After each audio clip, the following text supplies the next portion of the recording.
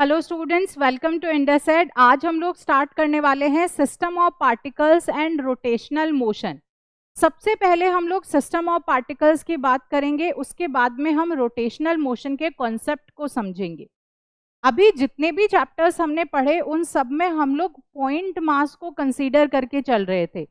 Point mass से हमारा मतलब है कि अगर कोई भी ऑब्जेक्ट का मास उसने जो डिस्टेंस ट्रैवल करी है उसके कंपैरिजन में छोटा है तो हम उसे पॉइंट मास कंसीडर कर लेते हैं। फॉर एग्जाम्पल, हमारे पास में यहाँ पे कोई मास है m, और ये जो मास m है इसने ये कोई डिस्टेंस यहाँ पे d ट्रैवल किया, तो हम यहाँ पे क्लियरली देख सकते हैं कि जो डिस्टेंस d है वो इस मास m से काफी ज्यादा है। तो अगर distance travelled is more than the mass of the object, तो उस केस में हम बोलते हैं कि ये जो ऑब्जेक्ट है हमारा ये पॉइंट मास है, हम इसे पॉइंट मास कंसीडर करके चलते हैं। लेकिन अगर कोई ऑब्जेक्ट है जिसका मास अच्छा खासा है और उसने जो डिस्टेंस ट्रैवल किया वो डिस्टेंस कितना ट्रैवल किया, वो काफी कम डिस्टेंस ट्रैवल किया। आपके पास में ये एक कोई पर्टिकुलर ऑब्जेक्ट है, ये ऑब्जेक्ट यहाँ पे प्रेजेंट था और इसको मैंने यहाँ पे इस तरह से नीचे गिरा दिया। पहले ये ऐसे वर्टिकल रखा हुआ था, फिर मैंने इसको ऐसे हॉरिजॉन्टल कर दिया। तो अभी हम क्या देख रहे हैं कि जो ऑब्जेक्ट का मास है उसके कंपैरिजन में जो उसने डिस्टेंस ट्रैवल की वो डिस्टेंस काफी कम है। तो इस वाले केस में हम किसी भी ऑब्जेक्ट को पॉइंट मास कंसीडर नहीं कर सकते। अब हमें यहाँ पे सिस्टम ऑफ पार्टिकल्स को कंसीडर करना पड़ेगा। हमें इस पूरे के पूरे ऑब्जेक्ट के जो पार्टिकल्स हैं उन सारे ऑब्जेक्ट के पार्टिकल्स को यहाँ पे कंसीडर करके चलना पड़ेगा। तो सिस्टम ऑफ पार्टिकल्स अभी इस चैप्टर में हम स्टार्ट कर रहे हैं। अभी तक जितने भी चैप्टर्स पढ़े उनमें हम सिर्फ पॉइंट मास का कॉन्सेप्ट हम लोग लेके चल रहे थे। मतलब ऑब्जेक्ट का मास बहुत कम है, वो जो डिस्टेंस ट्रैवल कर रहा है वो बहुत ज्यादा है। लेकिन अब हम यहाँ पे एक दूसरा सिचुएशन देख रहे हैं जिसमें मास ज्यादा है और जो उस मास ने डिस्टेंस ट्रैवल किया है वो काफी कम है। तो इसलिए हम इसे सिस्टम ऑफ पार्टिकल्स बोलेंगे। सिस्टम ऑफ पार्टिकल्स से हमारा मतलब हुआ कि ये जो हमारे पास में यहाँ पे ऑब्जेक्ट प्रेजेंट है, इस ऑब्जेक्ट के अंदर यहाँ पे बहुत सारे पार्टिकल्स होंगे जिनसे मिलकर ये ऑब्जेक्ट बना हुआ है। ठीक है, ये ऑब्जेक्ट यहाँ पे मिलकर बना हुआ है, तो हमें इन सारे के सारे पार्टिकल्स को यहाँ पे कंसीडर करके चलना पड़ेगा। हम कहेंगे ये ऑब्जेक्ट क्या है, it is a system of particles. लेकिन जब हम सिस्टम ऑफ पार्टिकल्स की बात करते हैं तो यहाँ पे अब बात आती है कि मतलब जब हम मास कंसीडर करेंगे तो हमें एक एक पार्टिकल का मास कंसीडर करना पड़ेगा। अगर हम यहाँ पे पोजीशन वेक्टर देखेंगे तो हर एक मास का पोजीशन वेक्टर हमें देखना पड़ेगा। अगर फोर्स लगेगा तो फोर्स में भी हमें देखना पड़ेगा कि हर पार्टिकल के ऊपर फोर्स चल रहा है। अगर इसका मूवमेंट हो रहा है तो हमें हर एक पार्टिकल की वेलोसिटी को यहाँ पे कंसीडर करना पड़ेगा, तो वो तो बहुत टायरिंग हो जाएगा, उसकी मैथमेटिकल कैलकुलेशंस भी बहुत टायरिंग हो जाएगी। तो उस वाले केस में हम क्या करते हैं, तो उस केस में हम कहते हैं कि ये जितने भी पार्टिकल्स हैं इन सारे पार्टिकल्स का जो मास होता है वो किसी एक पॉइंट पे कॉन्सेंट्रेटेड होता है। मतलब यहाँ पे ये एक सिस्टम ऑफ पार्टिकल है जिसमें बहुत सारे पार्टिकल्स प्रेजेंट है, लेकिन इन सारे पार्टिकल्स का जो मास है वो हम कह रहे हैं कि वो किसी एक पर्टिकुलर फिक्स पॉइंट पे कॉन्सेंट्रेटेड है। तो जिस जगह पे इन सारे पार्टिकल्स का मास हम अज्यूम करते हैं कि वहां पे कॉन्सेंट्रेटेड है, उस वाले पार्ट को हम बोलते हैं सेंटर ऑफ मास। हम उसे क्या बोल देते हैं, सेंटर ऑफ मास। कैसे हम इसको समझेंगे, हम इसको कुछ इस तरह से समझ सकते हैं, जैसे मेरे पास में ये पेन अभी यहाँ पे प्रेजेंट है। अब इस पेन, ये पेन भी क्या हो गया, फॉर एग्जांपल मैंने कहा कि इसको हमने बहुत ही छोटा सा डिस्टेंस यहाँ पे ट्रैवल करवाया था, तो मतलब ये एक सिस्टम ऑफ पार्टिकल्स की तरह हम इसको कंसीडर कर रहे हैं।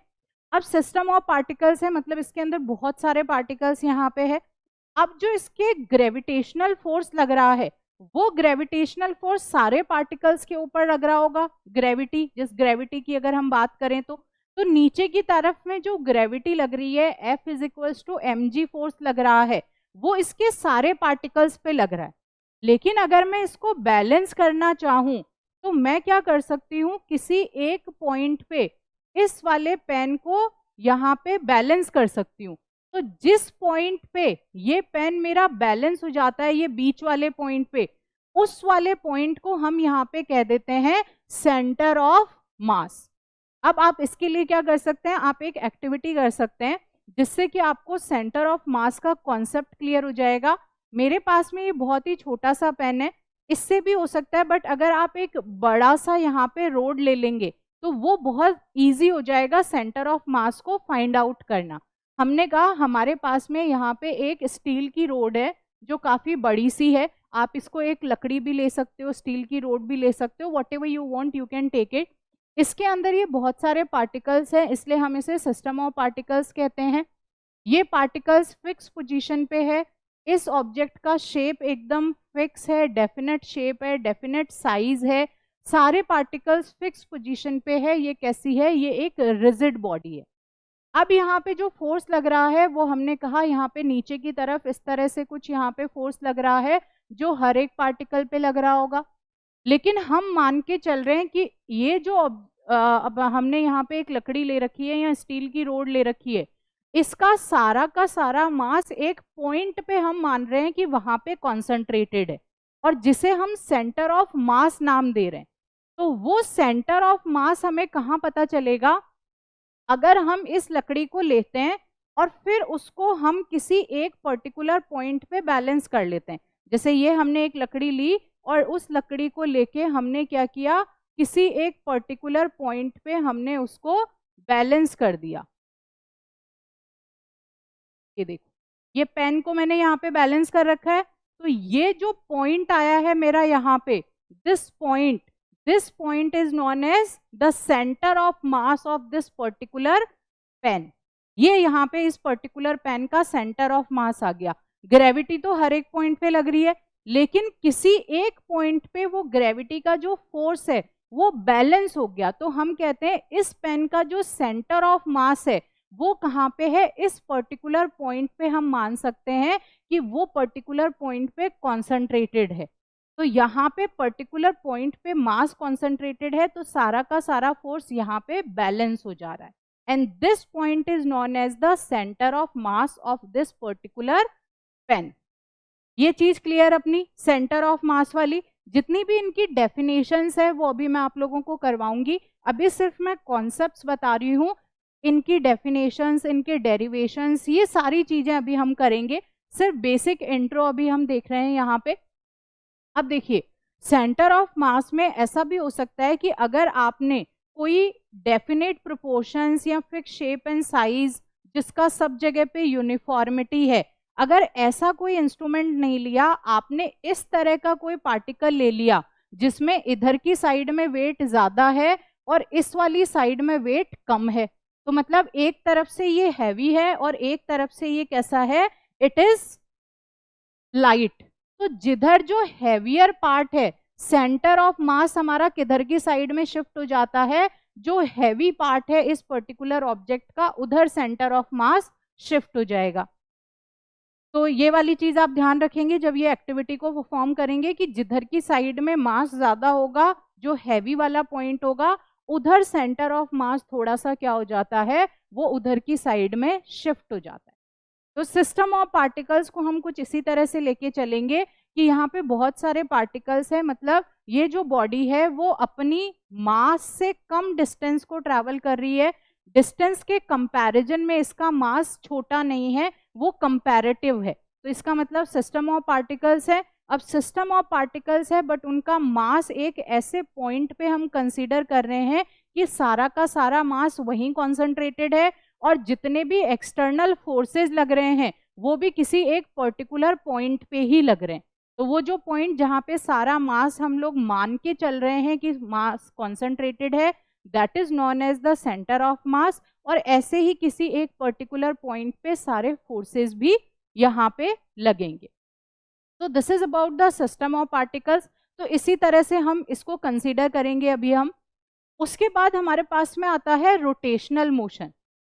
तो रोटेशनल मोशन हम करने से पहले एक बार पहले पूरा सिस्टम ऑफ पार्टिकल्स को फाइनल कर लेते हैं। देखो सिस्टम ऑफ पार्टिकल्स में हमारे पास में है रिजिड बॉडी। हम यहाँ पे जितने भी ऑब्जेक्ट कंसीडर करके चलेंगे वो सारे के सारे रिजिड बॉडी के को कंसीडर करके चलेंगे। रिजिड बॉडी से हमारा मतलब है ऐसा कोई ऑब्जेक्ट जिसकी शेप फिक्स है, जिसका साइज फिक्स है और जिसके जो भी पार्टिकल्स हैं इसके अंदर उन सबके बीच में जो डिस्टेंस है वो भी अगर फिक्स है तो हम बोलते हैं कि हमारा ऑब्जेक्ट कैसा है, हमारा ऑब्जेक्ट है रिजिड बॉडी। मतलब एक तो होती है फ्लेक्सिबल, मतलब रिजिड का अगर मैं ऑपोजिट बोलूं तो जिसका डेफिनेट शेप नहीं है, साइज नहीं है, जो फ्लेक्सिबल है, आपने ऐसे मरोड़ दिया वो ठीक है, उसका शेप चेंज हो गया। रिजिड का मतलब है जिसका शेप, साइज, ये सब चीजें फिक्स होती है, डेफिनेट होती है, पार्टिकल्स अंदर कहाँ कहाँ पे प्रेजेंट है, उनकी पोजीशन यहाँ पे फिक्स होती है, पोजीशन वेक्टर्स फिक्स होते हैं और सारे पार्टिकल्स के बीच का जो डिस्टेंस है वो भी यहाँ पे फिक्स रहता है। तो that is known as a rigid body. अब देखिए जब भी कोई प्योर ट्रांसलेशनल मोशन होता है तो उस वाले केस में क्या होता है, सारे के सारे जो पार्टिकल्स हैं वो सब पार्टिकल्स यहाँ पे एक ही साथ में मूव करते हैं। तो ट्रांसलेशनल मोशन में क्या हो रहा है, ऑब्जेक्ट में सारे पार्टिकल्स एक साथ मूव कर रहे हैं। लेकिन अगर रोटेशनल मोशन है, ठीक है, अब देखो यहाँ पे समझना थोड़ा सा, रोटेशनल और सर्कुलर मोशन में भी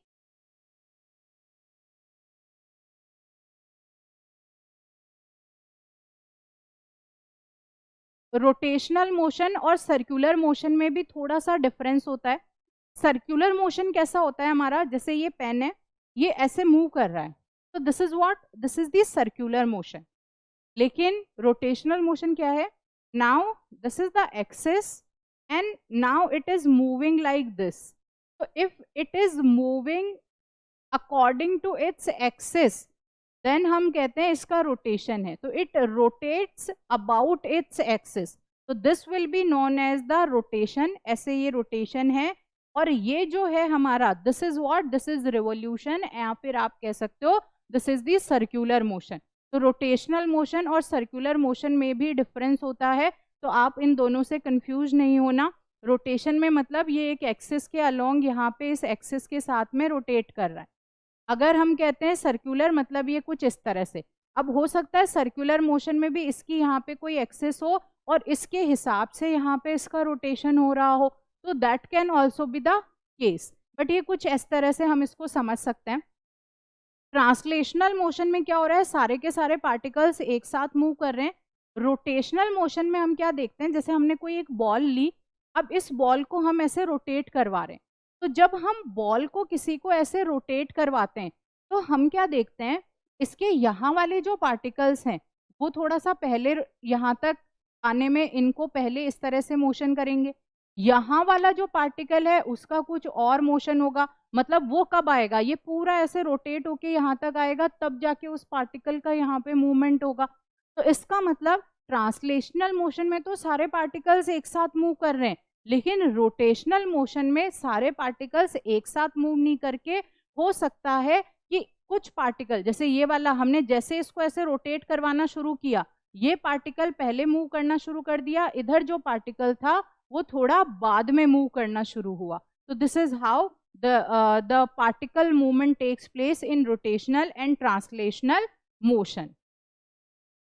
और जिस लाइन के रिलेटेड जो भी बॉडी रोटेट करती है उस लाइन को हम बोलते हैं the rotational axis. The line about which the body is rotating is known as rotational axis, वो रोटेशनल एक्सिस कहलाती है। नेक्स्ट हम देखते हैं the rotation of a rigid body about a fixed axis. ये एक्सिस फिक्स है और इसके चारों तरफ अब यहाँ पे क्या हो रहा है, अब यहाँ पे मोशन हो रहा है। तो तब क्या होगा, every particle of the body moves in a circle which lies in a plane perpendicular to the axis and has is centre on the axis. अब देखो इसका कहने का मतलब क्या हुआ, इसका कहने का मतलब हुआ कि हमारे पास में ये एक एक्सिस ऑफ रोटेशन है, कोई ऑब्जेक्ट है यहाँ पे जिसका मास हम m1 कह रहे हैं, इसका जो प्लेन है वो कैसे है, that is perpendicular to the axis of rotation, और इसका सेंटर कहाँ पे लाई कर रहा है, इसका सेंटर भी इस एक्सिस ऑफ रोटेशन पे ही लाई करता है। तो this is how the body will move in a circular motion and the centre of the circle will lie on the rotational axis, और रोटेशनल एक्सिस से जो डिस्टेंस होगा that will be perpendicular to the rotational axis. In some examples of rotation axis may not be fixed. अब हम कहते हैं कि जरूरी नहीं है कि रोटेशनल मोशन में जो एक्सिस है वो हमेशा फिक्स रहे, ठीक है। अभी तक हमने कहा कि ये पेन लिया था, इस पेन को हम कुछ इस तरह से रोटेट करवा रहे थे, तो इसका मतलब क्या हुआ, इसका मतलब हुआ कि इसकी एक्सिस फिक्स है और ये रोटेट कर रहा है। लेकिन अब आप एक एग्जाम्पल सोचो, जो एक टॉप आता है, मतलब बच्चे होते हैं वो एक खिलौने से खेलते हैं, जिसको अगर हम ऐसे नीचे फ्लोर पे इस तरह से घुमा के छोड़ देते हैं तो वो फ्लोर पे ऐसे ऐसे बहुत तेजी से ऐसे रोटेट करता है। फिरकी हम इसको हिंदी में कहते हैं, इंग्लिश में हम इसे टॉप कहते हैं। तो वो बहुत तेजी से ऐसे फ्लोर पे रोटेट करता है, लेकिन उसकी जो एक्सिस है वो फिक्स नहीं होती। वो कैसे रोटेट करता है, वो यहाँ ऐसे ऐसे ऐसे ऐसे ऐसे, तो उसकी जो एक्सिस है फ्लोर पे वो कंटिन्यूअसली चेंज हो रही है and it is rotating like this on the floor. तो वो एक, हम दोनों केस यहाँ पे कह सकते हैं कि किसी भी रोटेशनल मोशन में एक्सिस फिक्स भी हो सकती है जिसके अराउंड वो रोटेट कर रहा है, और रोटेशनल मोशन में there is this chance also कि रोटेशनल एक्सिस फिक्स ना हो, वो कॉन्स्टेंटली मूविंग भी हो सकती है। लेकिन इस चैप्टर में हमें क्या पढ़ना है, इस चैप्टर में हमें सिर्फ और सिर्फ फिक्स्ड एक्सिस के अलोंग जो रोटेशनल मोशन है सिर्फ उसी को यहाँ पे कंसीडर करना है। तो हम फिक्स्ड एक्सिस के अलोंग ही रोटेशनल मोशन को इस चैप्टर में पढ़ने वाले हैं। नेक्स्ट हम कह रहे हैं the movement of the axis of the top around the vertical is termed as precision. तो जो मूवमेंट है टॉप का, मतलब जो फिरकी की हम बात कर रहे हैं, उसको नाम एक यहाँ पे दे दिया गया है, that is known as precision. उसके बाद में बोला जा रहा है the motion of a rigid body which is not fixed in some way is either a pure translational or a combination of translational and rotational motion. अब देखो, इस वाले चैप्टर में तो हमें सिर्फ फिक्स्ड एक्सिस का ही रोटेशनल मोशन पढ़ना है, बट क्योंकि हमने यहाँ पे फिक्स्ड एक्सिस नहीं है उसकी भी बात की है, तो हम कहते हैं कि अगर एक्सिस फिक्स्ड नहीं है तो इसका मतलब वहाँ पे मोशन कैसा होगा, वहाँ पे ट्रांसलेशनल मोशन होगा। लेकिन दूसरा केस भी है, ट्रांसलेशनल मोशन भी हो सकता है और रोटेशनल मोशन भी हो सकता है, मतलब दोनों का कॉम्बिनेशन भी हो सकता है अगर एक्सिस फिक्स नहीं है। अगर एक्सिस फिक्स है तो फिर ट्रांसलेशनल मोशन नहीं हो सकता, फिर सिर्फ और सिर्फ रोटेशनल मोशन ही होगा, ठीक है।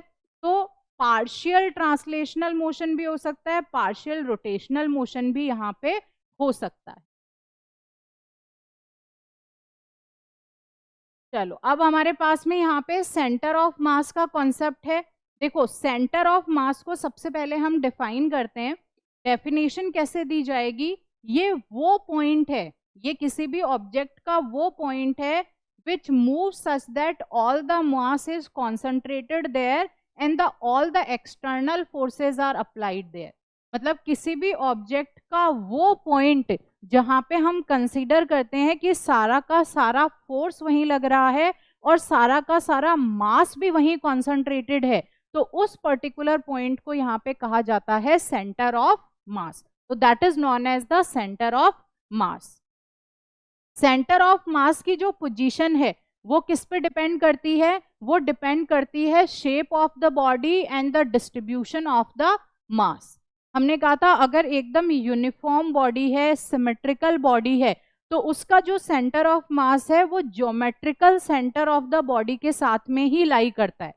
लेकिन अगर हमारी ऑब्जेक्ट जो भी हमने बॉडी ले रखी है वो असिमेट्रिकल है, वो नॉन यूनिफॉर्म है, तो उस वाले केस में जहां पे हमने कहा था ना हेवियर साइड है, उधर थोड़ा सा सेंटर ऑफ मास शिफ्ट हो जाता है।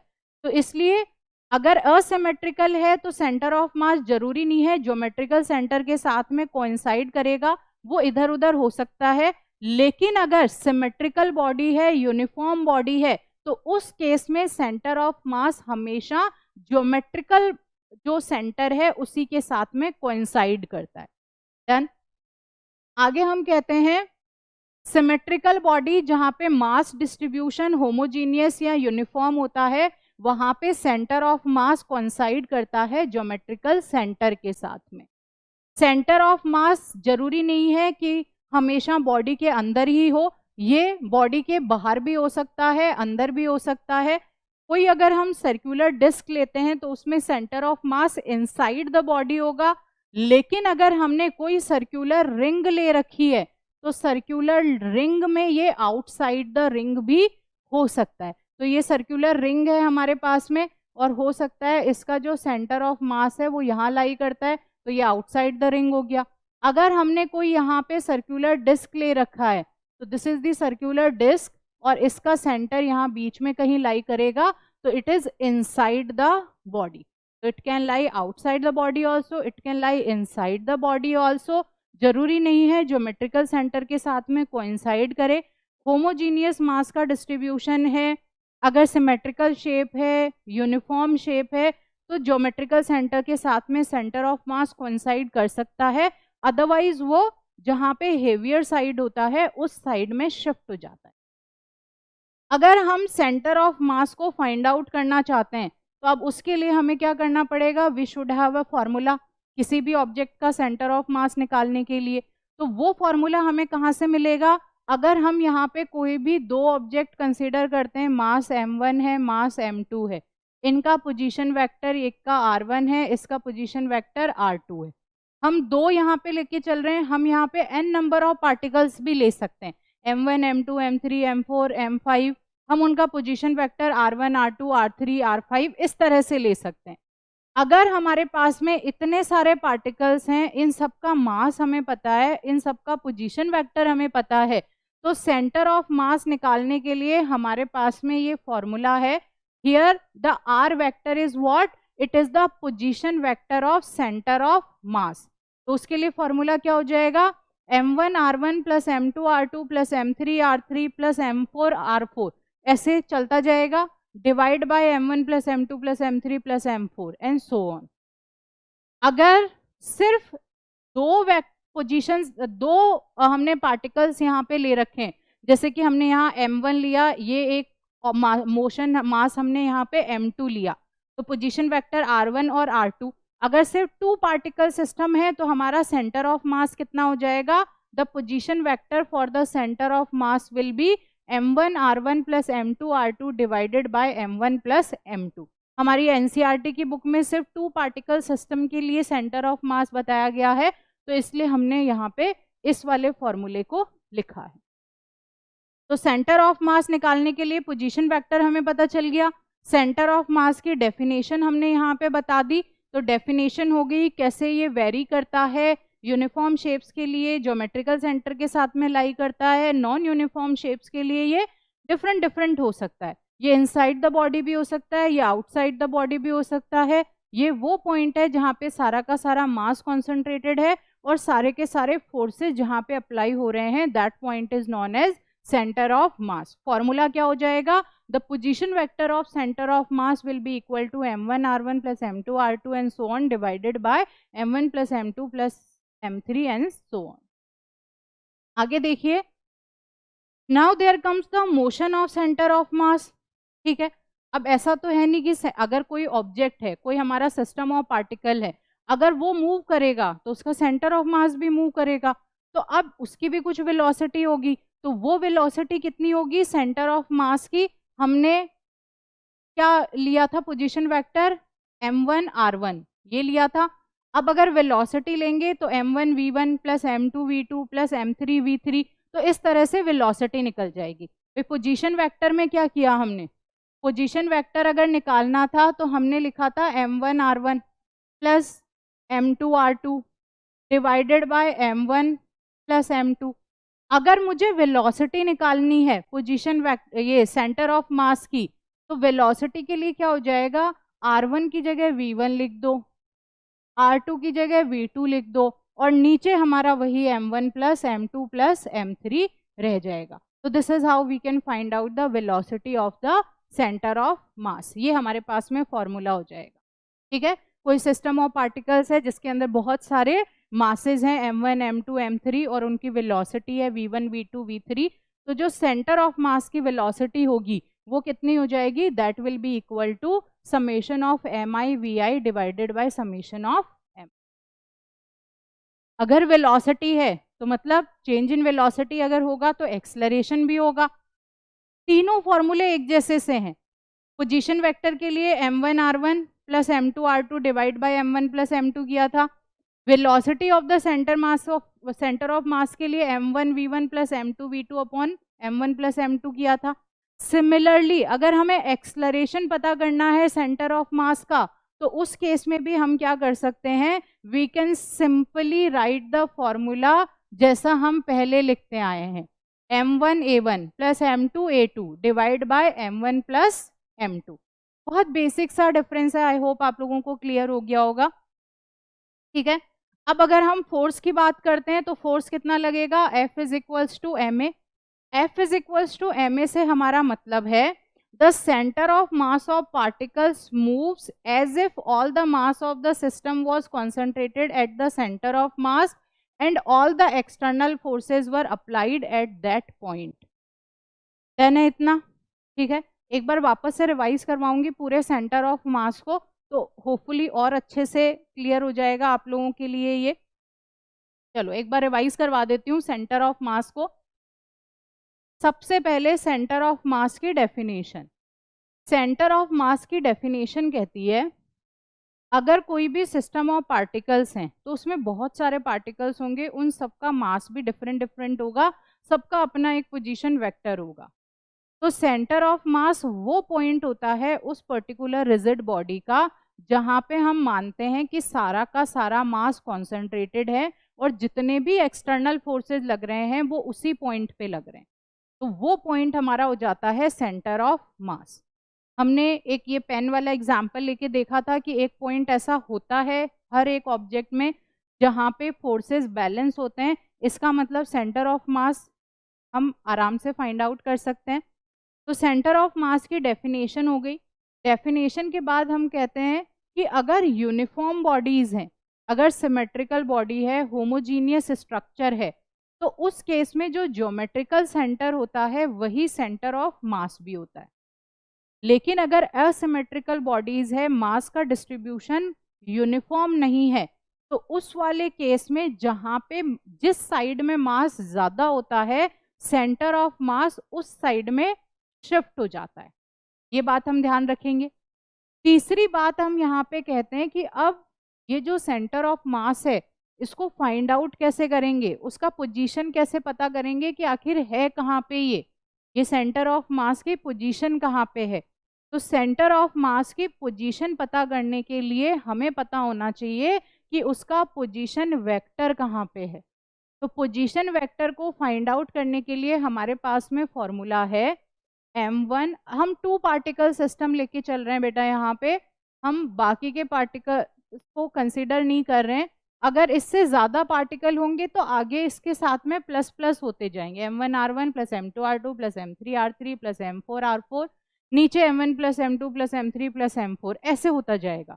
हम 2 पार्टिकल सिस्टम को कंसिडर कर रहे हैं, तो पोजीशन वेक्टर कैसे निकाल सकते हैं, m1 r1 plus m2 r2 divided by m1 plus m2। इस फॉर्मूले से हमें सेंटर ऑफ मास की पोजीशन पता चल गई।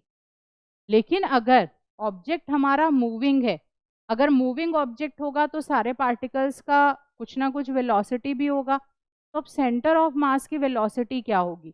तो सेंटर ऑफ मास की वेलोसिटी निकालने के लिए हम क्या करते हैं, हम कहते हैं m1 v1 plus m2 v2 divided by m1 plus m2। अब बात आई कि भैया इसकी मतलब वेलोसिटी, एक्सलरेशन, इनकी ज़रूरत क्या है। तो हम कह रहे हैं ऑब्जेक्ट किस में है, मोशन में, मतलब कुछ फोर्स लग रहा है। तो अब हमें फोर्स भी पता होना चाहिए कि आखिर किस तरह से लग रहा है, कैसे मूवमेंट हो रहा है। तो वो इस फॉर्मूले से हमें वेलोसिटी मिल गई। अब बात आती है एक्सलरेशन की। अगर वेलोसिटी चेंज हो रही है मतलब एक्सलरेशन भी चेंज हो रहा होगा। तो जो सेंटर ऑफ मास का एक्सलरेशन है that will be m1 a1 plus m2 a2, this will be m2 a2 divided by m1 plus m2। और जो फोर्स आएगा that will be equal to F is equals to ma. So this is how we can understand the concept of centre of mass. सबसे पहले उसकी definition हो गई. Definition के बाद में हमने बता दिया यूनिफॉर्म बॉडीज के लिए कैसा होगा, नॉन यूनिफॉर्म बॉडीज के लिए किस तरह से करेगा. एक एक्टिविटी की हेल्प से हम कुछ जो हमारे पास में ऑब्जेक्ट्स होते हैं उनका centre of mass find out भी कर सकते हैं. जैसे आपका ये नोटबुक है, तो अब अगर आपको नोटबुक का सेंटर ऑफ मास पता करना है तो आप क्या कर सकते हो, उस नोटबुक को लेना और ऐसे उंगली पे उसको बैलेंस करने का ट्राई करना. जिस जगह पे आपकी बुक आपकी उंगली से बैलेंस हो जाएगी वो क्या हो जाएगा, वो उस बुक का सेंटर ऑफ मास हो जाएगा. और ऐसा होता है, आप लोग खेलते भी रहते हो क्लास में, ऐसे घुमाते रहते हो, मतलब बुक को भी घुमाते हो ऐसे उंगली पे, और बास्केटबॉल कोर्ट में जाते हो तो आप बास्केटबॉल को भी ऐसे हाथ पे घुमाते हो. बहुत सारे बच्चे होते हैं वो खेलने से पहले 5 मिनट तक ऐसे ट्राई करते हैं कि किसका कितना ज़्यादा देर तक बास्केटबॉल उंगली पे घूमता है. तो वो जिस पॉइंट पे सारा का सारा मास कॉन्सेंट्रेटेड है और वो उसको रोटेट करवा रहे हैं, इसका मतलब हमने किस पर्टिकुलर पॉइंट को यहाँ पे टारगेट किया हुआ है, हमने उस बास्केटबॉल के सेंटर ऑफ मास को टारगेट किया हुआ है, हमने उस बुक के सेंटर ऑफ मास को टारगेट किया हुआ है. तो that will be the centre of mass of that particular basketball and that particular book. किसी भी शेप के लिए, पेन के लिए हमने निकाला, आप किसी बड़ी सी रोड के लिए निकाल सकते हो, आप बुक के लिए निकाल सकते हो, नोटबुक के लिए, आप किसी रेक्टेंगुलर बॉक्स को बैलेंस करवा सकते हो, आप किसी स्क्वायर बॉक्स को बैलेंस करवा सकते हो. तो this is how we can find out the centre of mass of different bodies. अब देखिए, अब हम आगे चलते हैं. अब है हमारे पास में कि कुछ बॉडीज है उनकी पोजीशन ऑफ सेंटर ऑफ मास कहाँ पे रहेगी. तो देखिए, अभी अभी हमने बात की थी, अगर यूनिफॉर्म बॉडीज हैं तो इसका मतलब उनकी पोजीशन कहाँ पे होगी, जो ज्योमेट्रिकल सेंटर है वहीं लाई करेगी. तो अगर हमारे पास में कोई यूनिफॉर्म सॉलिड सिलेंडर है, हॉलो स्फेयर भी हो सकता है, सॉलिड स्फेयर भी हो सकता है, तो उसका सेंटर ऑफ मास उसके सेंटर ऑफ द स्फेयर पे लाई करेगा.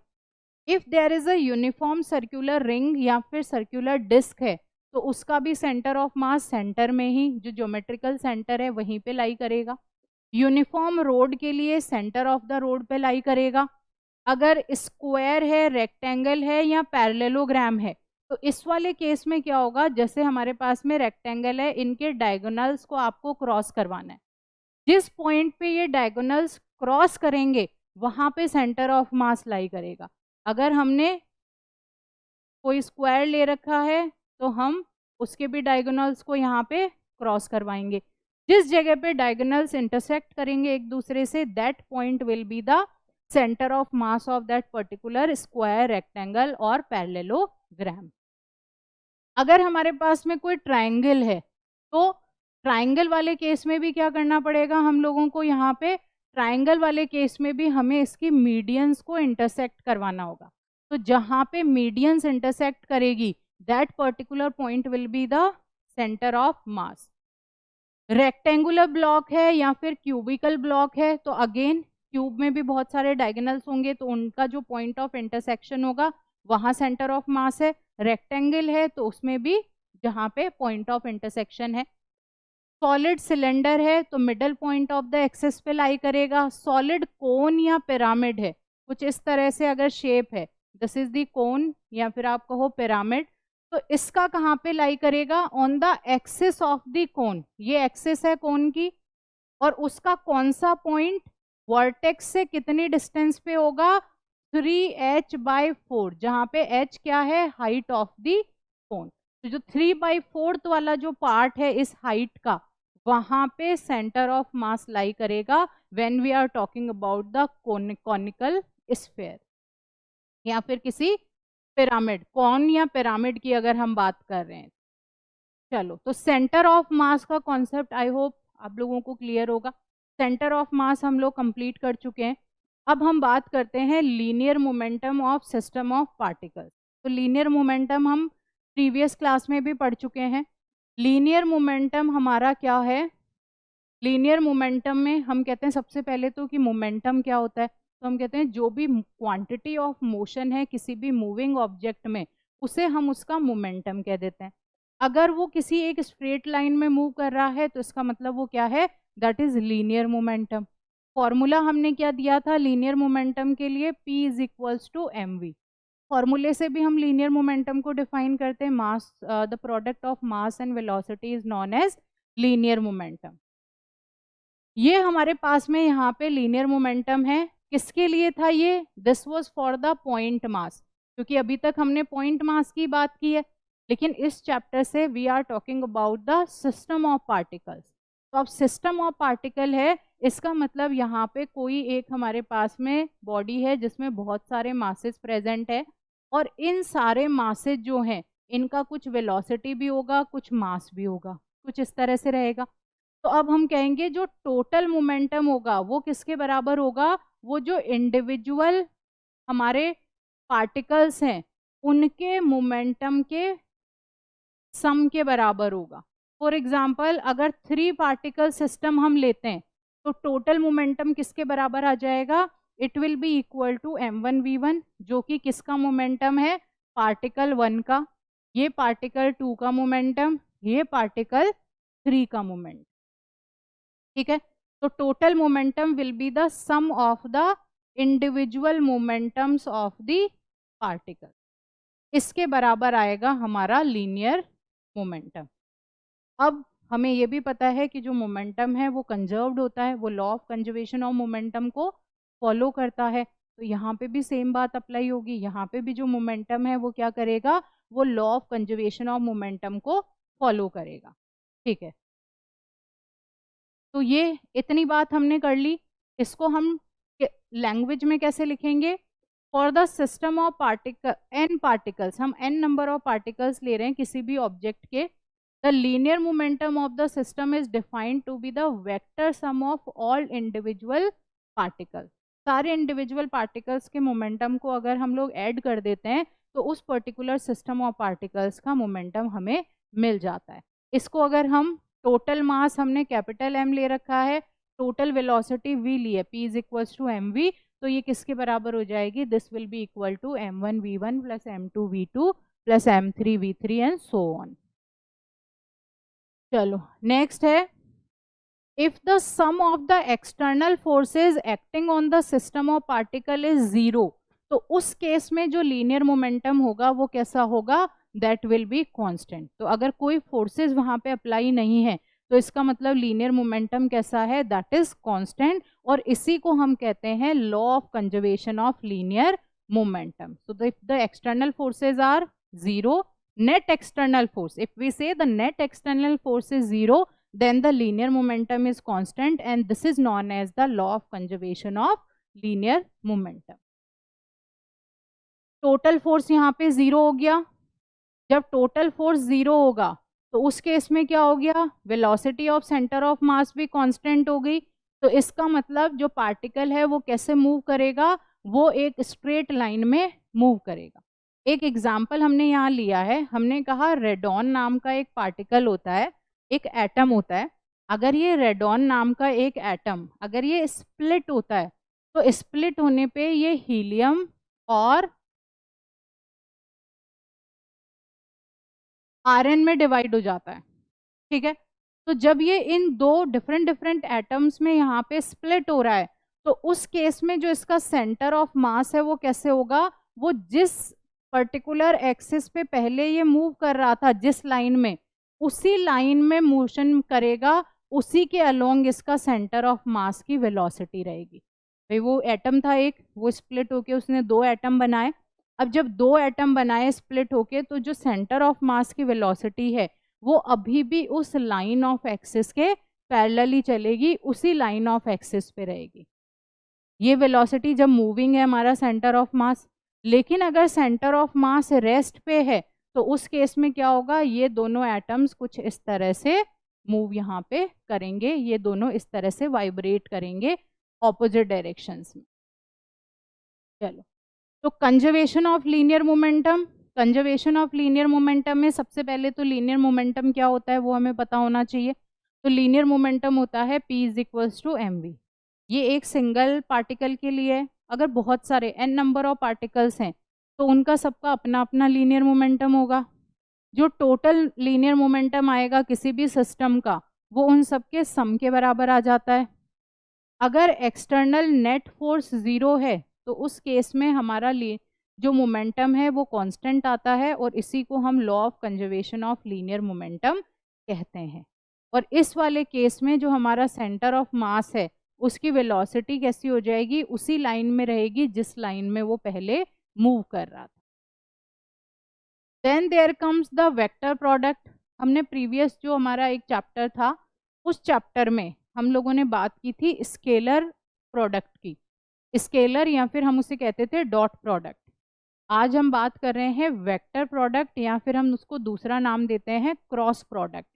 तो स्केलर प्रोडक्ट को हम डॉट प्रोडक्ट के नाम से भी जानते हैं, स्केलर को आप डॉट प्रोडक्ट भी कह सकते हैं। A dot B which is equals to A B cos theta, ऐसा कुछ आया था हमारे पास में। वेक्टर प्रोडक्ट को हम लोग क्रॉस प्रोडक्ट के नाम से जानते हैं, और इसमें हम क्या करते हैं, ये दोनों वेक्टर्स के बीच में क्रॉस लगाते हैं, और इसका हमारे पास आता है A B sine theta. So this is A cross B is equals to AB sin theta, and this is known as the vector product. अब वेक्टर प्रोडक्ट की कुछ प्रॉपर्टीज होती है जिनको वो फुलफिल करते हैं, और उसके बाद में हम समझेंगे कि ये जो वेक्टर प्रोडक्ट्स है इनको सॉल्व कैसे किया जाता है। तो पहले प्रॉपर्टीज और फिर उनका सोल्यूशन देखेंगे। तो देखिए प्रॉपर्टीज में हमारे पास में क्या है कि जो वेक्टर प्रोडक्ट है वो कम्यूटेटिव नहीं है। हमने स्केलर प्रोडक्ट पढ़ा था तो हमने कहा A is equals to B किसके बराबर आता है, B डॉट ए के बराबर आता है। ये स्केलर प्रोडक्ट था, डॉट प्रोडक्ट। लेकिन वेक्टर प्रोडक्ट में जो ये हमारा A क्रॉस B है, ये A cross B is not equal to B cross A। ये अभी जब हम सॉल्यूशन करेंगे, कुछ न्यूमेरिकल सॉल्व करेंगे, तो उस टाइम में आपको ये क्लैरिटी आ जाएगी कि A cross B B cross A के बराबर क्यों नहीं होता। अभी आगे हम बताएंगे इस चीज को। इसके बाद में हमने कहा कि जो ये हमारा है ये क्या करता है, ये डिस्ट्रीब्यूटिव प्रॉपर्टी को फॉलो करता है। अब डिस्ट्रीब्यूटिव प्रॉपर्टी में क्या होगा, A cross B plus C ये किसके बराबर होगा, हमारा A cross B plus A cross C के बराबर होगा। तो ये कुछ इस तरह से डिस्ट्रीब्यूटिव लॉ को फॉलो करेगा।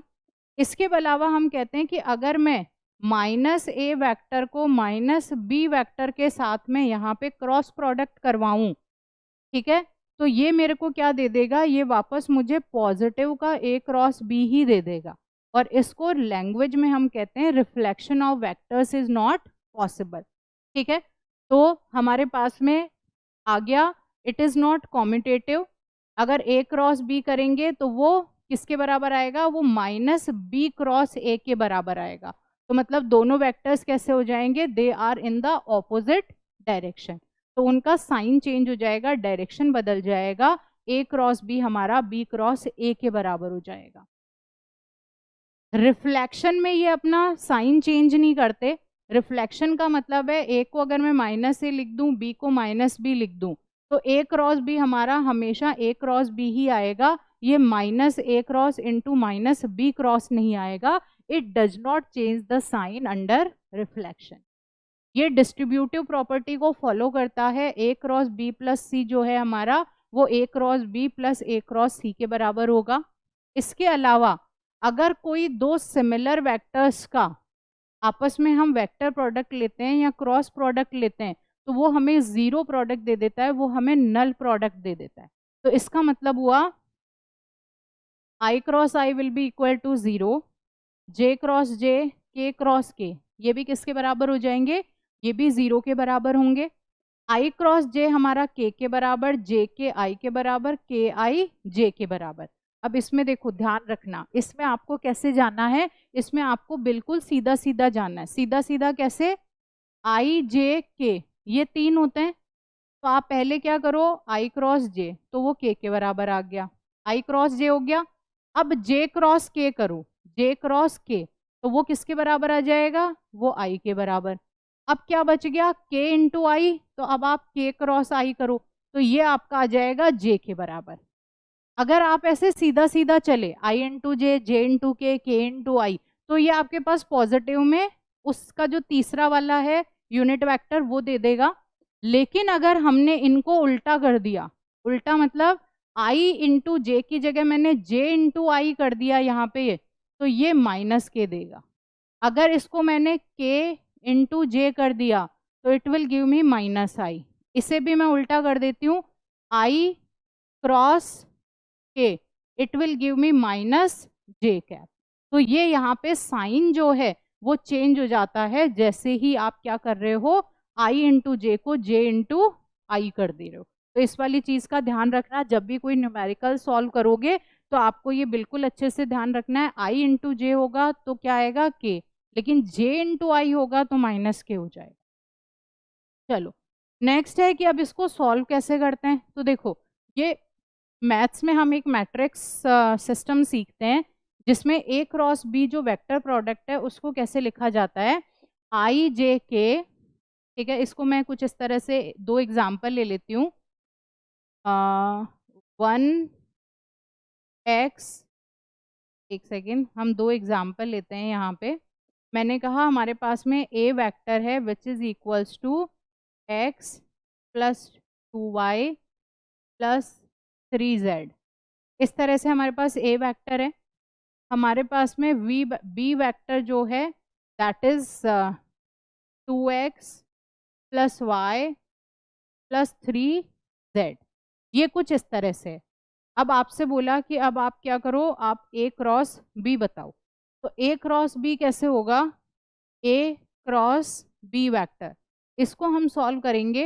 हमने यहाँ लिख दिया एक्स वाई और जेड, या फिर हम एक्स वाई जेड जो हैं, एक्स में हमारा आई कैप होता है, वाई में जे कैप होता है, और के में जेड में क्या होता है, के कैप, जो यूनिट वेक्टर इनको डिफाइन करते हैं। तो आई जे के लिख दिया।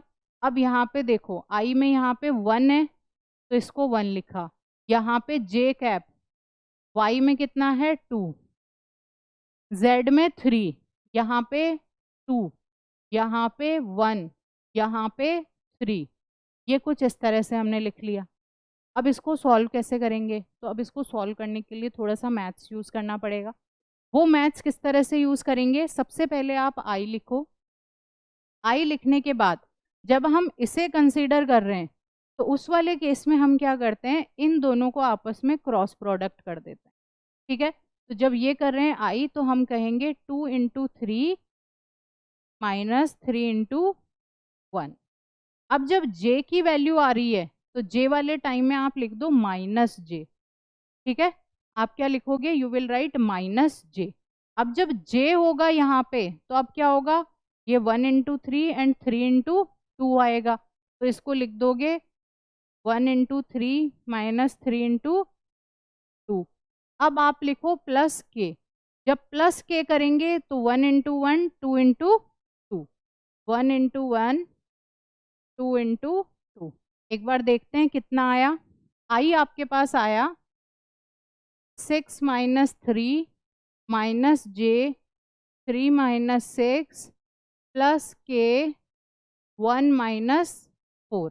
तो हमारे पास वैल्यूज कितनी आ गई, 6 माइनस 3 मतलब 3 आई, माइनस यहाँ पे माइनस आ जाएगा -3, तो माइनस माइनस प्लस हो जाएंगे, तो this is 3j minus 3k। तो this will be the solution. तो इस तरह से हमारे पास में इसका सॉल्यूशन आ गया। मैग्नीट्यूड निकालने के लिए हम क्या कर सकते हैं, 3 square plus 3 square plus 3 square का रूट ले लेंगे और इस तरह से हम इसका मैग्नीट्यूड भी निकाल सकते हैं जो भी पर्टिकुलर अपने पास ए क्रॉस बी आया है। चलो आगे चलते हैं, ये क्रॉस प्रोडक्ट हो गया। अब एक हमारे पास में यहाँ रिलेशन है एंगुलर वेलोसिटी और लीनियर वेलोसिटी के बीच का रिलेशनशिप। इसको आपको हमेशा याद रखना है, बहुत जगहों पे हम इस फॉर्मूले का यूज़ करते हैं। इवन आप 12th क्लास में भी इसका यूज़ करोगे, डिफरेंट डिफरेंट जगहों पे हम इस पर्टिकुलर फॉर्मूले को यूज़ करते रहेंगे। तो द रिलेशन जो है वो बहुत सिंपल सा एक फॉर्मूला है, v is equals to omega R, बस इतना सा ही है। एंगुलर वेलोसिटी और लीनियर वेलोसिटी का जो रिलेशन है वो कैसा है, v is equals to omega R. तो ये जो हमारे पास में यहाँ पे फॉर्मूला है, this will be the relation between linear velocity and angular velocity. v is equals to omega r. v is what, the linear velocity. omega is what, the angular velocity, और r वो जो बीच का distance है। Omega कैसा होता है? Vector quantity जो angular velocity है, फॉर्मूला है D theta upon d T. अभी इस चीज़ को भी मैं समझाऊंगी कि ओमेगा क्या होता है, D theta upon d T क्या है, तो ये सारी चीज़ें अभी बात करना बाकी है, तो इसके बारे में अब हम बात करेंगे।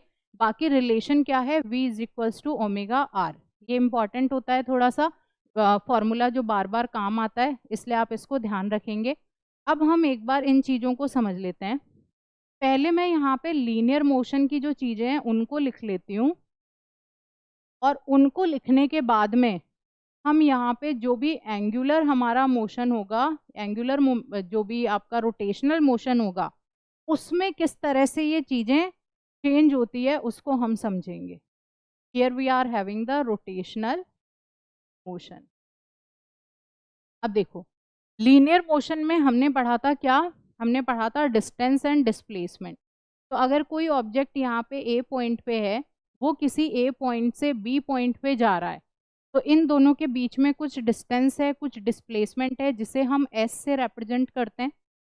रोटेशनल मोशन में क्या होता है? रोटेशनल मोशन में ये एक रोटेशनल एक्सिस है, इसके चारों तरफ ये मूव कर रहा है, तो मतलब ये सेंटर हो गया, दिस इज द रेडियस। अब अगर ये इस पॉइंट ए से किसी पॉइंट यहाँ पे बी तक जाता है, तो ये जो ए बी आर्क है, इसका पता कैसे चलेगा कि इसने कितना डिस्प्लेसमेंट यहाँ पे किया? तो रोटेशनल मोशन में हम कहते हैं कि अगर मैं ये एक थीटा एंगल यहाँ पे पता कर लूँ, तो मुझे पता चल जाएगा इसका डिस्प्लेसमेंट कितना है। तो लीनियर मोशन में तो हमारा डिस्प्लेसमेंट सीधा सीधा जो हमने कहा final position minus initial position, जिसे हम एस से रिप्रेजेंट करते हैं, वो लिख दिया। रोटेशनल मोशन में हमने क्या किया, यहाँ पे ए पॉइंट से बी पॉइंट पे गए, तो ये थीटा में चेंज हुआ, तो यहाँ पे जो डिस्प्लेसमेंट है उसे हम क्या कहते हैं? We call it the angular displacement, angular displacement, और उसको हम रिप्रेजेंट करते हैं थीटा से। चलो, डिस्प्लेसमेंट के बाद में हमने पढ़ा किसके बारे में? वेलोसिटी के बारे में। अब जो वेलोसिटी होती है उसका फॉर्मूला होता है v is equals to displacement upon time. ये हम लीनियर मोशन में ऑलरेडी पढ़ के आ चुके हैं। वेलोसिटी होगी। अब बात आती है एंगुलर वेलोसिटी की। जब एंगुलर वेलोसिटी की हम बात कर रहे हैं, तो इसमें भी क्या होगा? पहले तो हम इसको एंगुलर वेलोसिटी को ओमेगा से रिप्रेजेंट करते हैं, ऐसे जो ये ऐसे डब्लू, इस तरह का डब्लू लिखते हैं हम, इसे हम ओमेगा बोलते हैं, और इससे हम इसको यहाँ पे डिनोट कर रहे हैं। तो this is angular velocity. Angular velocity क्या होगी? Change in displacement per unit time. लेकिन रोटेशनल मोशन में डिस्प्लेसमेंट क्या है? थीटा, तो change in theta divided by time, so this will be d theta upon d t. तो जहाँ पे ट्रांसलेशनल मोशन में डिस्प्लेसमेंट एस है, वहाँ रोटेशनल मोशन में डिस्प्लेसमेंट थीटा है। जहाँ velocity v is equals to d s upon d t है, यहाँ angular velocity omega will be equal to d theta upon d t. Velocity के बाद में we have the acceleration. Acceleration का formula होता है a is equals to d v upon d t. This is the formula for acceleration. अगर हम angular acceleration की बात करें, तो एंगुलर एक्सलरेशन हमारा एल्फा से रिप्रेजेंट होता है, we represent it by alpha, इस तरह का साइन, और ये एल्फा होगा हमारा change in angular velocity divided by time. I hope ये क्रोनोलॉजी आप समझ रहे हैं। यहाँ पे displacement theta, velocity v is equals to d s upon d t, angular velocity d theta upon d t. Acceleration dv upon d t, angular acceleration alpha is equals to d omega upon d t. यहाँ पे हमारे पास में p आता है force into velocity. ठीक है, पहले फोर्स की बात कर लेते हैं, फिर मोमेंटम की बात करेंगे। अब देखो, यहाँ पे हमारे पास में है फोर्स, फोर्स में है मास इनटू एक्सलरेशन। ठीक है, जो रोटेशनल मोशन है वहाँ पे फोर्स का एनालॉग होता है टॉर्क। टॉर्क को मैं अभी समझाऊंगी आपको कि टॉर्क क्या होता है। तो फोर्स का एनालॉग यहाँ पे हो गया टॉर्क। टॉर्क को हम टाउ से रिप्रेजेंट करते हैं। टॉर्क का फॉर्मूला होता है R क्रॉस F, ठीक है। और अगर हम ma की फॉर्म में लिखना चाहे, जैसे F is equals to ma है, तो जहाँ पे लीनियर मोशन में मास होता है वहाँ पे रोटेशनल मोशन में होता है moment of inertia. Moment of inertia is the analogue of mass in translational motion. I से हम रिप्रेजेंट करते हैं, तो हम m की जगह क्या लिख सकते हैं, I, एक्सेलरेशन की जगह क्या लिख सकते हैं, अल्फा। तो इस तरह से हम क्या कर रहे हैं, यहाँ पे एक क्रोनोलॉजी सेट कर रहे हैं लीनियर मोशन और रोटेशनल मोशन में। तो रोटेशनल मोशन में चीज़ें बदल जाएगी, डिस्प्लेसमेंट थीटा से लिखा जाएगा velocity d theta by D t, acceleration D omega upon d T. जो फोर्स होगा वो फोर्स हमारा किस में कन्वर्ट हो जाएगा, that will B into torque. अब हम यहाँ पे फोर्स की बात नहीं करेंगे, रोटेशनल मोशन में टॉर्क की बात की जाएगी। एंगुलर एक्सलरेशन हमने देख लिया, alpha is equals to d omega upon d t. अब हम बात करते हैं टॉर्क की। देखो रोटेशनल मोशन है, ठीक है, हमें क्या करवाना है, रोटेट करवाना है। रोटेट करवाना है और हम कह रहे हैं कि एक्सिस कैसी ले रहे हैं, फिक्स्ड एक्सिस ले रहे हैं। मेरा ये हाथ देखो यहाँ पे फिक्स है इस एक्सिस पे। अब अगर मैं इसे ऐसे रोटेट करवाती हूँ तो this is what, this is torque, ठीक है। इस टॉर्क में कुछ फोर्स लग रहा है जिसको इसको ऐसे रोटेट करवाने में जो इसको हेल्प कर रहा है। यहाँ पे ऐसे कोई डिस्टेंस है, तो ये जो R है ये R डिस्टेंस हो गई, जो F है वो कौन सा है, वो फोर्स है। इसको आप दूसरे एक एग्जांपल से समझिए, जैसे आपके घर में दरवाजा है, मतलब आपका रूम है, रूम का दरवाजा है। दरवाजा एक पर्टिकुलर एक्सिस से यहाँ पे जुड़ा हुआ रहता है और फिर यहाँ पे इस तरह से है, यहाँ पे हैंडल लगा हुआ होता है इस वाले कॉर्नर पे। हम क्या करते हैं, उस दरवाजे को ऐसे खोलते हैं, तो उसका रोटेशनल मोशन है, वो अपनी एक्सिस पे फिक्स्ड है। दरवाजा है अपनी एक्सिस पे फिक्स्ड है, आप उसको जब ओपन करते हो तो आराम से आपने क्या करवा दिया, एक रोटेशनल मोशन करवा दिया, एक्सिस के अलोंग उस दरवाजे का मूवमेंट हो रहा है। अब आप यहाँ पे एक बात ध्यान रखना, अगर आप उसी दरवाजे को उसके ये वाले पॉइंट से पकड़ के इसको अगर बंद या खोलते हो तो उस टाइम में बहुत इजी होता है इसको बंद करना खोलना। लेकिन अगर आप ये वाले पॉइंट पे इस पॉइंट से पकड़ के इस दरवाजे को बंद करना या खोलना चाहो तो आपके लिए थोड़ा सा डिफिकल्ट हो जाता है। इसका मतलब जो टॉर्क है हमारा वो किस पे डिपेंड करता है, जो एक्सिस ऑफ रोटेशन है उससे डिस्टेंस कितना है उसके ऊपर भी डिपेंड करता है। अभी फोर्स तो आप लगा रहे हो, आपको दरवाजा खोलना है, आप फोर्स तो लगा रहे हो, लेकिन फोर्स लगाने के साथ साथ में एक्सिस ऑफ रोटेशन से डिस्टेंस कितनी है उस पे भी डिपेंड करता है टॉर्क, ठीक है। डेफिनेशन कैसे दी जाएगी, the turning effect of force about a axis of rotation is called torque. भाई आपने कोई एक एक्सिस है, दरवाजा है, आपने उस पर फोर्स लगाया और वो दरवाजा टर्न कर गया, तो फोर्स लगाने पे जो टर्निंग इफेक्ट आया उसे हम टॉर्क कह देते हैं, ठीक है। चलो अब फोर्स में एक रेडियल कंपोनेंट होगा, एक ट्रांसवर्स कंपोनेंट होगा। हम यहाँ पे सिर्फ ट्रांसवर्स कंपोनेंट है उसको कंसिडर करते हैं, रेडियल कंपोनेंट को हम कंसिडर नहीं करते क्योंकि टॉर्क किसकी वजह से है, ट्रांसवर्स कंपोनेंट की वजह से है। तो इसलिए टॉर्क को टाउ से रिप्रेजेंट किया जाता है, R क्रॉस F हम इसको लिख सकते हैं। तो this is tau vector is equals to R cross F, this is the torque. अगर क्रॉस प्रोडक्ट को हटाएंगे तो हमारा टॉर्क किसके बराबर आ गया, R F sine theta. R यहाँ पे क्या है, रोटेशनल एक्सिस से डिस्टेंस कितना है, कहाँ पे जो फोर्स का जो पॉइंट है उस तक की डिस्टेंस क्या है, that will be R. Torque का फॉर्मूला, टॉर्क की डेफिनेशन क्या होगी, किसी भी ऑब्जेक्ट पे अगर फोर्स लगाते हैं और उसके रोटेशनल एक्सिस के अलोंग कोई टर्निंग इफेक्ट आता है तो हम उस फोर्स को टॉर्क कह देते हैं। मतलब रोटेशनल फोर्स मोशन में जो फोर्स होता है उसी को हम टॉर्क कहते हैं। टॉर्क का फॉर्मूला हो गया tau is equals to R F sine theta, या फिर हम इसको simply tau is equals to R cross F भी लिख देते हैं। एसआई यूनिट क्या होती है टॉर्क की, the SI unit is newton metre and this is the dimensional formula of the torque. Torque एक एक्सियल वेक्टर है और इसका जो डायरेक्शन होगा that will always be perpendicular to the plane containing R and F. तो R और F का जो प्लेन है उसके परपेंडिकुलर डायरेक्शन होगा टॉर्क का। अगर क्लॉकवाइज रोटेशन होता है तो टॉर्क नेगेटिव आएगा, अगर एंटी क्लॉकवाइज रोटेशन है तो टॉर्क पॉजिटिव आएगा। जो टॉर्क है for a given force and angle, torque R पे डिपेंड करता है, जितनी ज़्यादा आर होगी उतना ही ज़्यादा टॉर्क होगा and it's easy to rotate. ये जो मैंने लाइन लिखी है ये वही वो दरवाजे वाली बात है। आपने दरवाजे का हैंडल कहाँ पे लगा रखा है, एक्सिस ऑफ रोटेशन से काफ़ी दूरी पे, तो अगर आर बढ़ा दी तो उसको ईजी हो जाएगा आपको रोटेट करवाना। थोड़ा सा भी फोर्स लगाओगे तो टॉर्क जो है, टर्निंग इफेक्ट है, वो ज़्यादा आएगा। लेकिन अगर आपने ये एक्सिस ऑफ रोटेशन से डिस्टेंस को कम कर दिया तो फिर आपको उस दरवाजे को मूव करवाना थोड़ा सा डिफिकल्ट हो जाता है।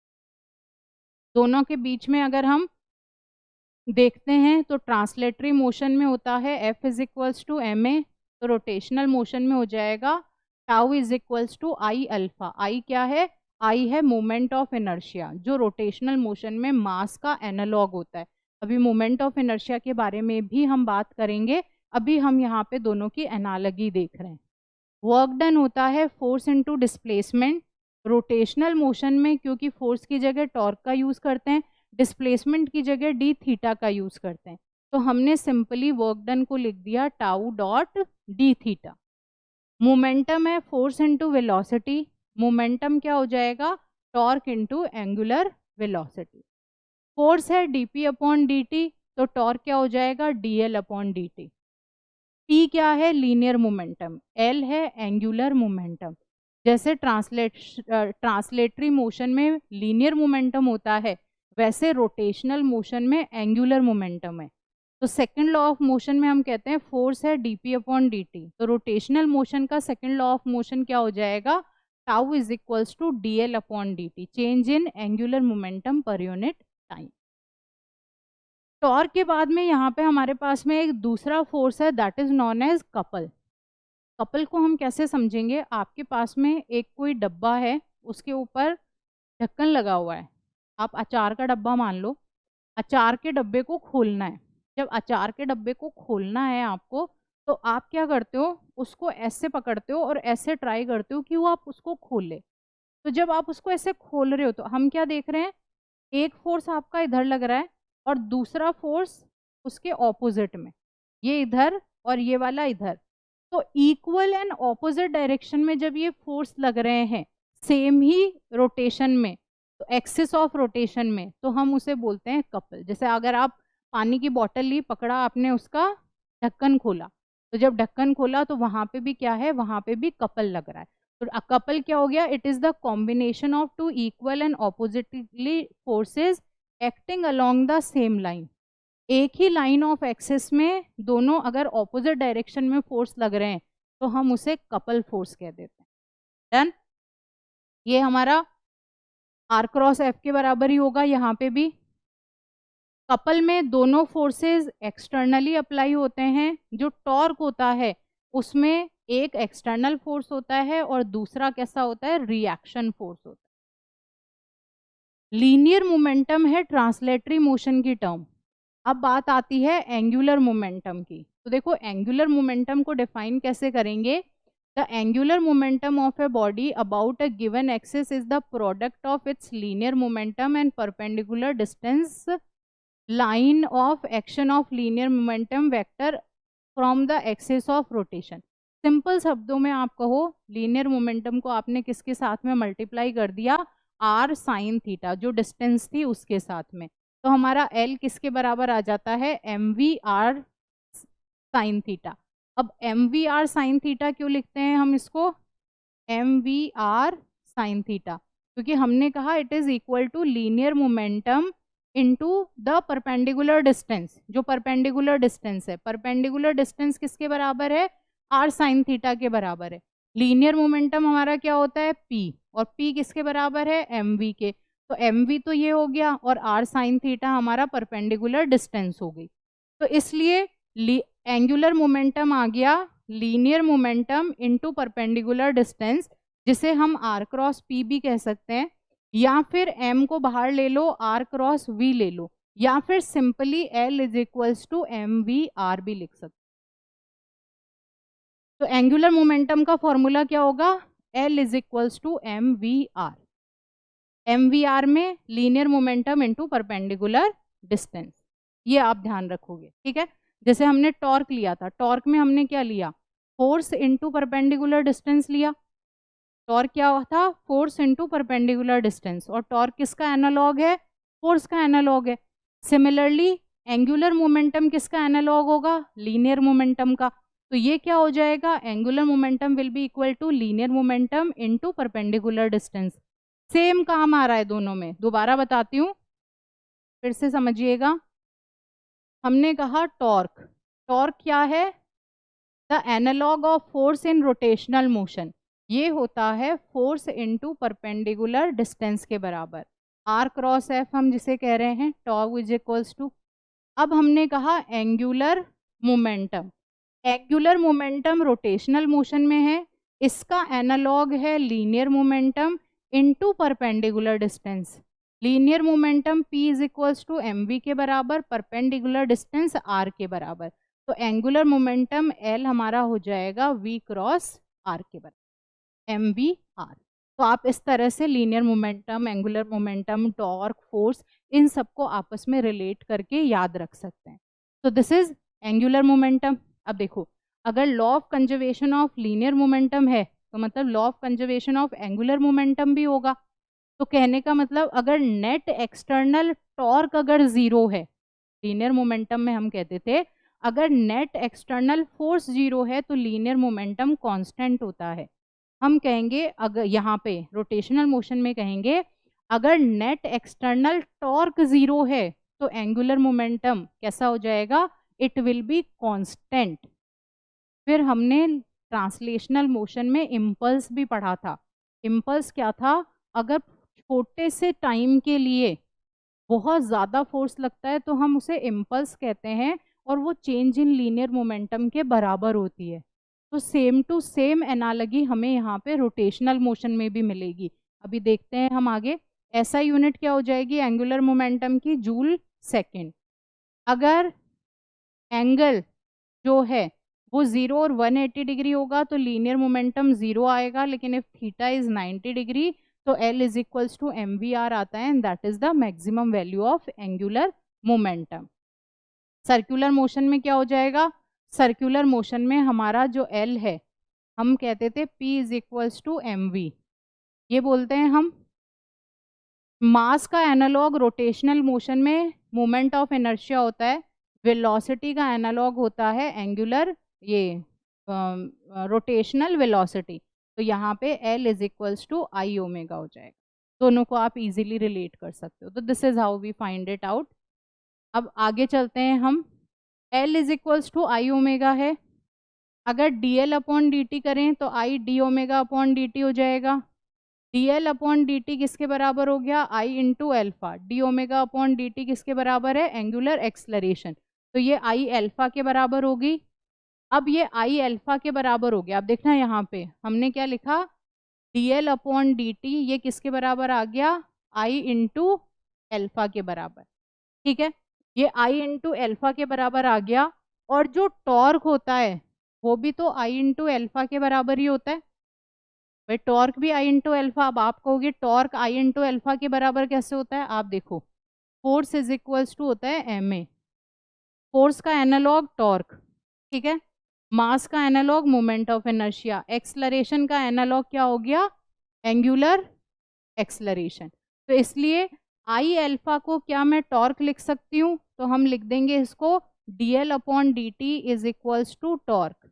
इसे आप इधर लेके जाओ तो ये हो जाएगा torque into dt is equals to dl। ये जो हमने यहाँ पे स्टेटमेंट लिखा है इसका मतलब है, ये जो स्टेटमेंट यहाँ लिखा है इसका मतलब है अगर कोई बहुत ही ज़्यादा टॉर्क किसी छोटे से टाइम पीरियड के लिए लगाते हैं तो ये किसके बराबर होता है, ये चेंज इन लीनियर मोमेंटम के बराबर होता है, एंगुलर मोमेंटम के बराबर होता है। और इसे हम बोल सकते हैं व्हाट, इसे हम बोल सकते हैं इम्पल्स, रोटेशनल मोशन का इम्पल्स। ये सेम टू सेम चीज हमारे पास में किस में आई थी, F dot D T is equals to हमारे पास में आया था डेल्टा पी के बराबर, कि जो चेंज इन लीनियर मोमेंटम है वो इम्पल्स के बराबर होता है। और इम्पल्स क्या होती है, if for a very short interval of time a large force is applied, then we say then this force is known as impulse, और ये चेंज इन लीनियर मोमेंटम के बराबर होता है। तो सेम एनालॉजी हम लोगों को यहाँ पे रोटेशनल मोशन के लिए भी मिल गई। और ये जो पार्ट है इसे हम कहते हैं Newton second law of rotational motion. अब बात करते हैं काइनेटिक एनर्जी की। काइनेटिक एनर्जी हमारी क्या हो जाएगी, काइनेटिक एनर्जी होती है, काइनेटिक एनर्जी होती है हाफ एम वी स्क्वायर। तो रोटेशनल मोशन की काइनेटिक एनर्जी क्या हो जाएगी, इट विल बी 1/2, मास की जगह आई लिख दो, वी की जगह ओमेगा लिख दो, this will be I omega square. अब हमने लीनियर मोमेंटम और काइनेटिक एनर्जी के बीच में एक रिलेशन डिराइव किया था, और वो रिलेशन क्या आया था, वो रिलेशन आया था आपके पास में, क्या आया था, 2m का root is equals to linear momentum. और ये क्या थी, this was the kinetic energy. क्या आपको कुछ सेम सेम अगर इन दोनों को इधर ले आओ तो it will be 2i kinetic energy is equals to L square, L square का हटाएंगे तो ये रूट लगा देंगे। जो लीनियर मोमेंटम में मिला था p is equals to 2me kinetic energy, क्या सेम टू सेम आपको यहाँ एंगुलर मोमेंटम के लिए भी मिल रहा है, L is equals to 2IE। I क्या है, मोमेंट ऑफ इनर्शिया, जो मास का एनालॉग होता है।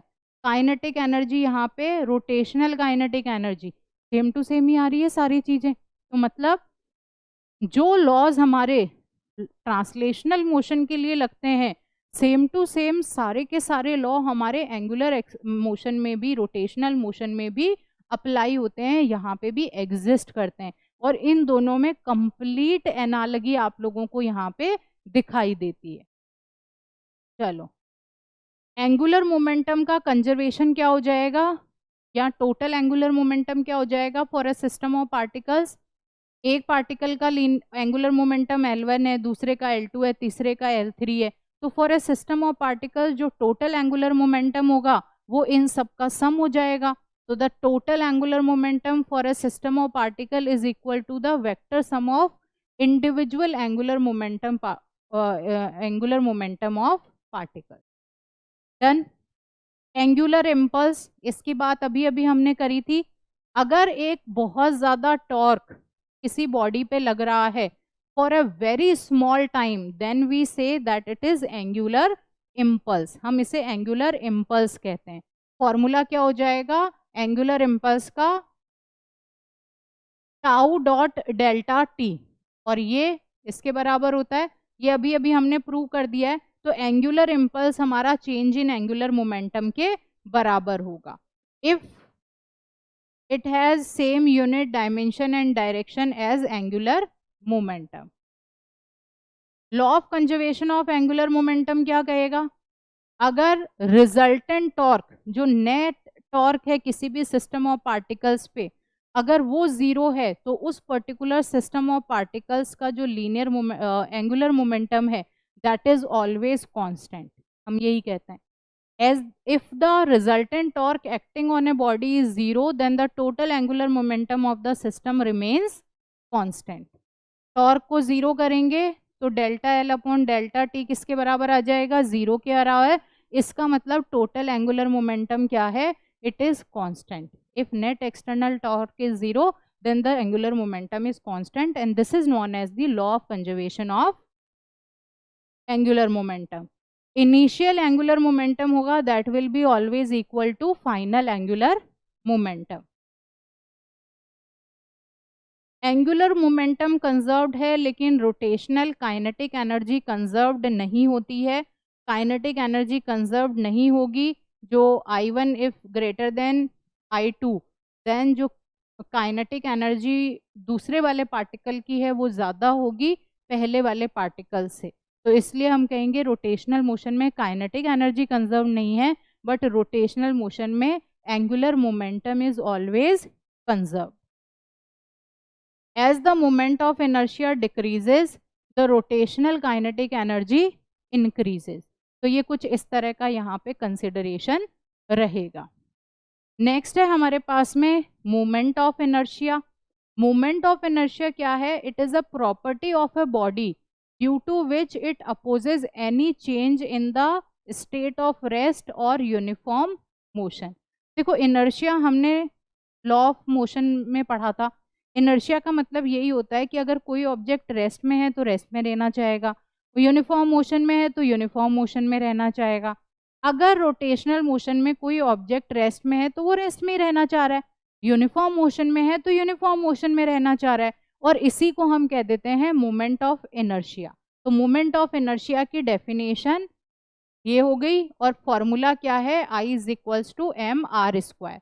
एम आर स्क्वायर कैसे? ये कोई रोटेशनल एक्सिस है, इसके अराउंड ये मास एम रोटेट कर रहा है, this is the R distance, तो जो आई आ जाएगा that will be equal to M R square. तो this will be the formula for moment of inertia. अगर सिस्टम ऑफ पार्टिकल्स की बात करें, भाई अगर एक सिंगल पार्टिकल नहीं है, बहुत सारे पार्टिकल्स हैं, तो मोमेंट ऑफ इनर्शिया जो टोटल आएगा वो सब इंडिविजुअल पार्टिकल्स के सम के बराबर आएगा. तो इंडिविजुअल पार्टिकल के सम के बराबर होगा, तो हम ये समेशन वाला फॉर्मूला यहाँ पे लिख सकते हैं. आप इसको आई लिख दो, I is equals to 1 to n. तो this will be the moment of inertia for a system of particles. Continuous distribution of mass है, तो हम कुछ इस तरह से भी इस फॉर्मूले को लिख सकते हैं. ठीक है. ऐसा यूनिट जो है मोमेंट ऑफ इनर्शिया की, that is KG metre square. Dimensions होंगे 1, 2 एंड 0. जो मोमेंट ऑफ इनर्शिया है वो डिपेंड करता है ऑब्जेक्ट के मास पे, शेप पे, साइज पे, डेंसिटी पे, और एक्सिस ऑफ रोटेशन से उसकी पोजीशन कितनी है, क्योंकि ये आर पे डिपेंड करता है. I is equals to M R square. तो मतलब मोमेंट ऑफ इनर्शिया मास पर डिपेंड कर रहा है, प्लस उसकी एक्सिस ऑफ रोटेशन से कितनी डिस्टेंस है ये उस पर भी डिपेंड करता है. ठीक है. आज के चैप्टर में, आज के लेक्चर में हम लोग इतना करते हैं. अब जो नेक्स्ट वाला लेक्चर रहेगा हमारा, उसमें हम इससे आगे का पढ़ेंगे. Okay students, thank you so much. हम लोग system of particles and rotational motion वाला चैप्टर पढ़ रहे हैं. अभी तक हम लोगों ने सिस्टम ऑफ पार्टिकल्स के कॉन्सेप्ट को समझ लिया है. थोड़ा बहुत हमने ट्रांसलेशनल मोशन और रोटेशनल मोशन की जो एनालॉजी है उसको भी प्रीवियस लेक्चर में समझने का ट्राई किया था. आज हम लोग स्टार्ट करेंगे equilibrium of a rigid body. Rigid body का कॉन्सेप्ट पिछली वाली क्लास में पढ़ा था. आज हम इक्विलिब्रियम का कंडीशन देखेंगे. देखो इक्विलिब्रियम के कंडीशन में, जैसा कि हम हमेशा से बोलते आए हैं कि इक्विलिब्रियम के कंडीशन में अगर कोई भी ऑब्जेक्ट पे नेट एक्सटर्नल फोर्स 0 होता है तो वो ऑब्जेक्ट इक्विलिब्रियम कंडीशन में होता है. अब अभी जो चैप्टर हम पढ़ रहे हैं उसमें हम ट्रांसलेशनल मोशन को भी कंसीडर कर रहे हैं और रोटेशनल मोशन को भी कंसीडर कर रहे हैं. तो अगर कोई एक ऑब्जेक्ट है जिसका रोटेशन भी हो रहा है प्लस वो ट्रांसलेशनल मोशन भी कर रहा है, तो अगर हम इस ऑब्जेक्ट को इक्विलिब्रियम पोजीशन में लेकर आना चाहते हैं तो जो नेट एक्सटर्नल फोर्सेस हैं वो हमारे यहाँ पे 0 होना जरूरी है. तो एक रिजिड बॉडी इक्विलिब्रियम में कब होगी? जब उसके ऊपर नेट फोर्स जो है वो 0 होगा, एक्सटर्नल फोर्स, और जो नेट टॉर्क लग रहा है, क्योंकि हम रोटेशनल मोशन की बात कर रहे हैं तो रोटेशनल मोशन के लिए यहाँ पे टॉर्क का कंसीडरेशन रहेगा. तो अगर नेट एक्सटर्नल फोर्स 0 है, नेट टॉर्क भी यहाँ पे 0 है, तो वो ऑब्जेक्ट इक्विलिब्रियम की कंडीशन में आ जाएगा. अब कई बार ऐसा हो सकता है कि कोई ऑब्जेक्ट है जिसका ट्रांसलेशनल इक्विलिब्रियम नहीं है लेकिन रोटेशनल इक्विलिब्रियम है, मतलब नेट एक्सटर्नल टॉर्क 0 है लेकिन नेट एक्सटर्नल फोर्स 0 नहीं है. तो ऐसी कंडीशन भी हमारी एग्जिस्ट करती है. दूसरा हो सकता है ट्रांसलेशनल इक्विलिब्रियम हो, उसमें क्या होगा, नेट एक्सटर्नल फोर्स 0 हो जाएगा लेकिन नेट एक्सटर्नल टॉर्क 0 नहीं होगा. तो पार्शियल इक्विलिब्रियम भी पॉसिबल है और कंप्लीट इक्विलिब्रियम भी पॉसिबल है. किसी भी रिजिड बॉडी का कंप्लीट इक्विलिब्रियम कब मिलेगा? जब उसका force, external forces, net external forces zero हैं, नेट एक्सटर्नल टॉर्क भी जीरो है।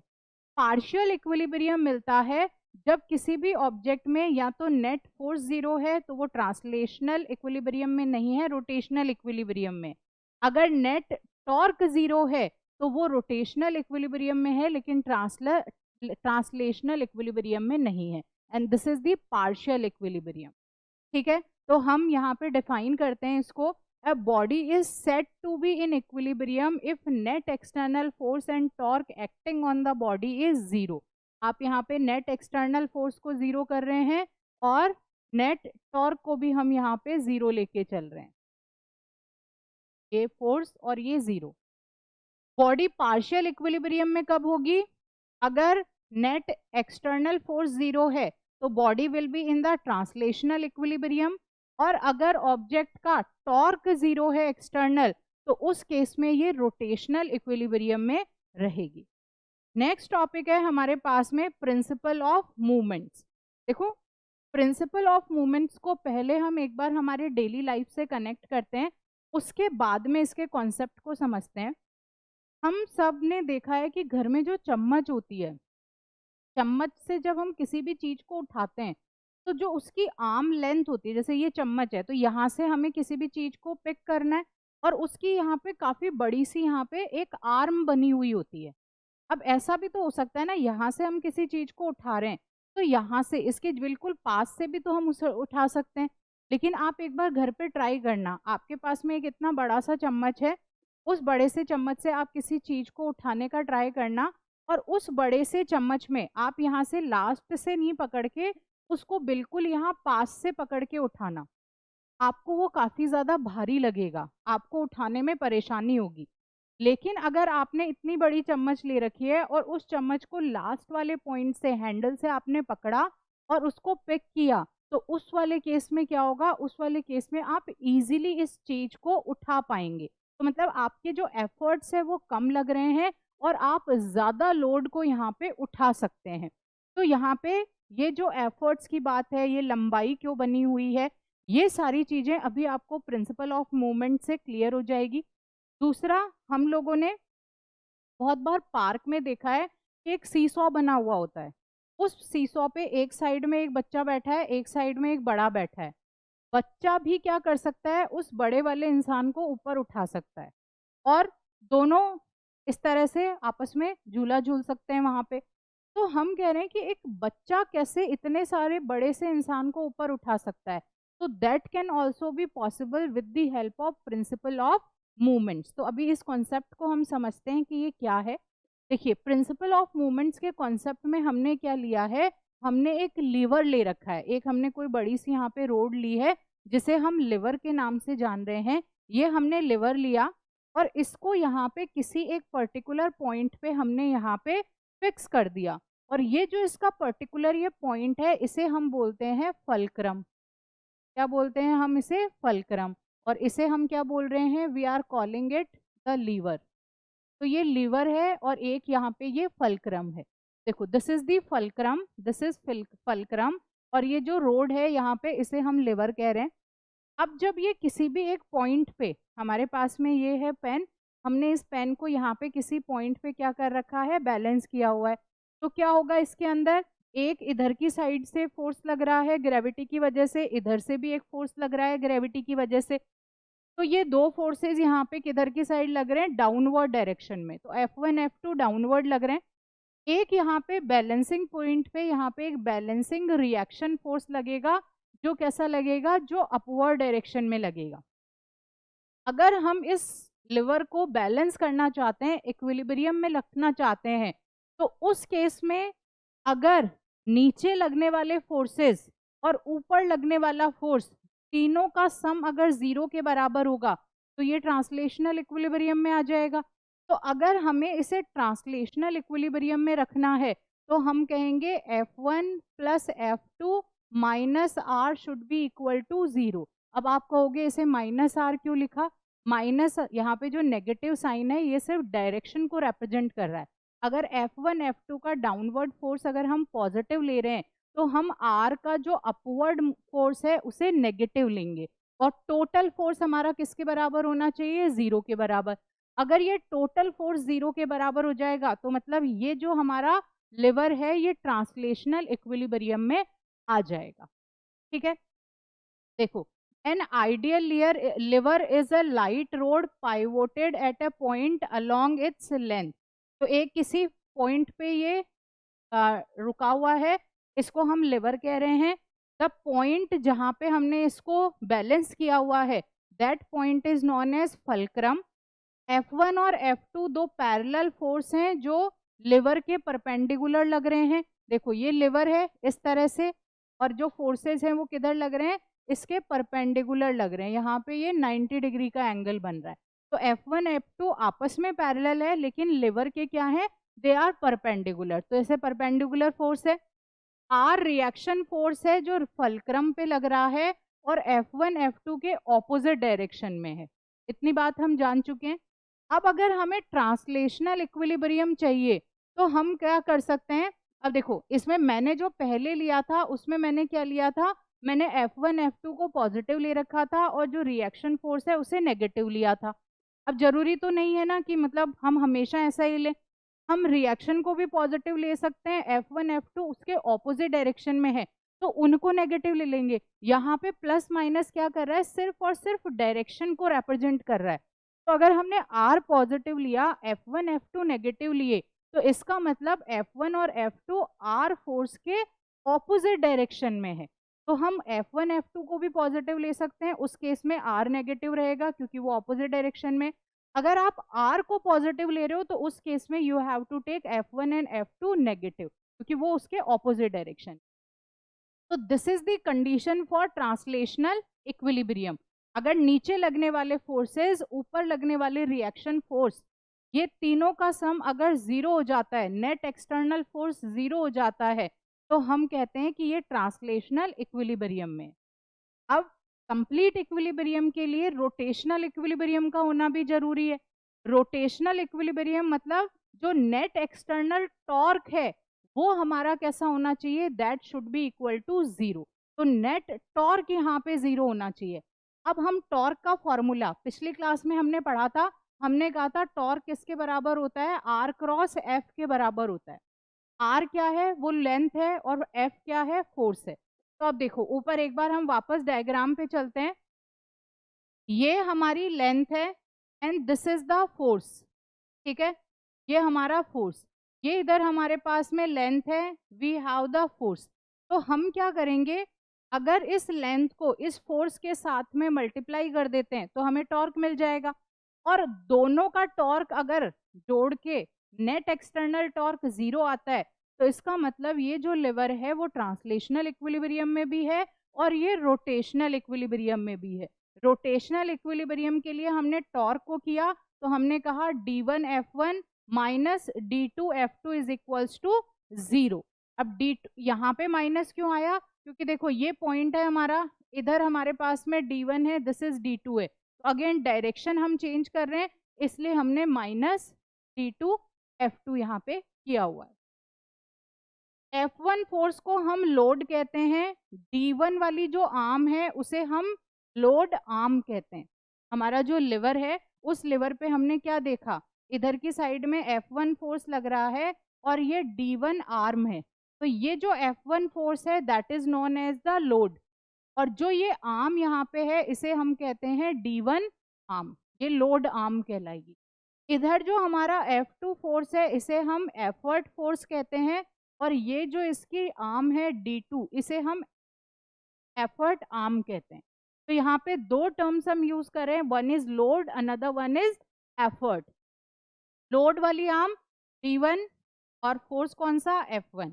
एफर्ट कौन सा, D2 और F2।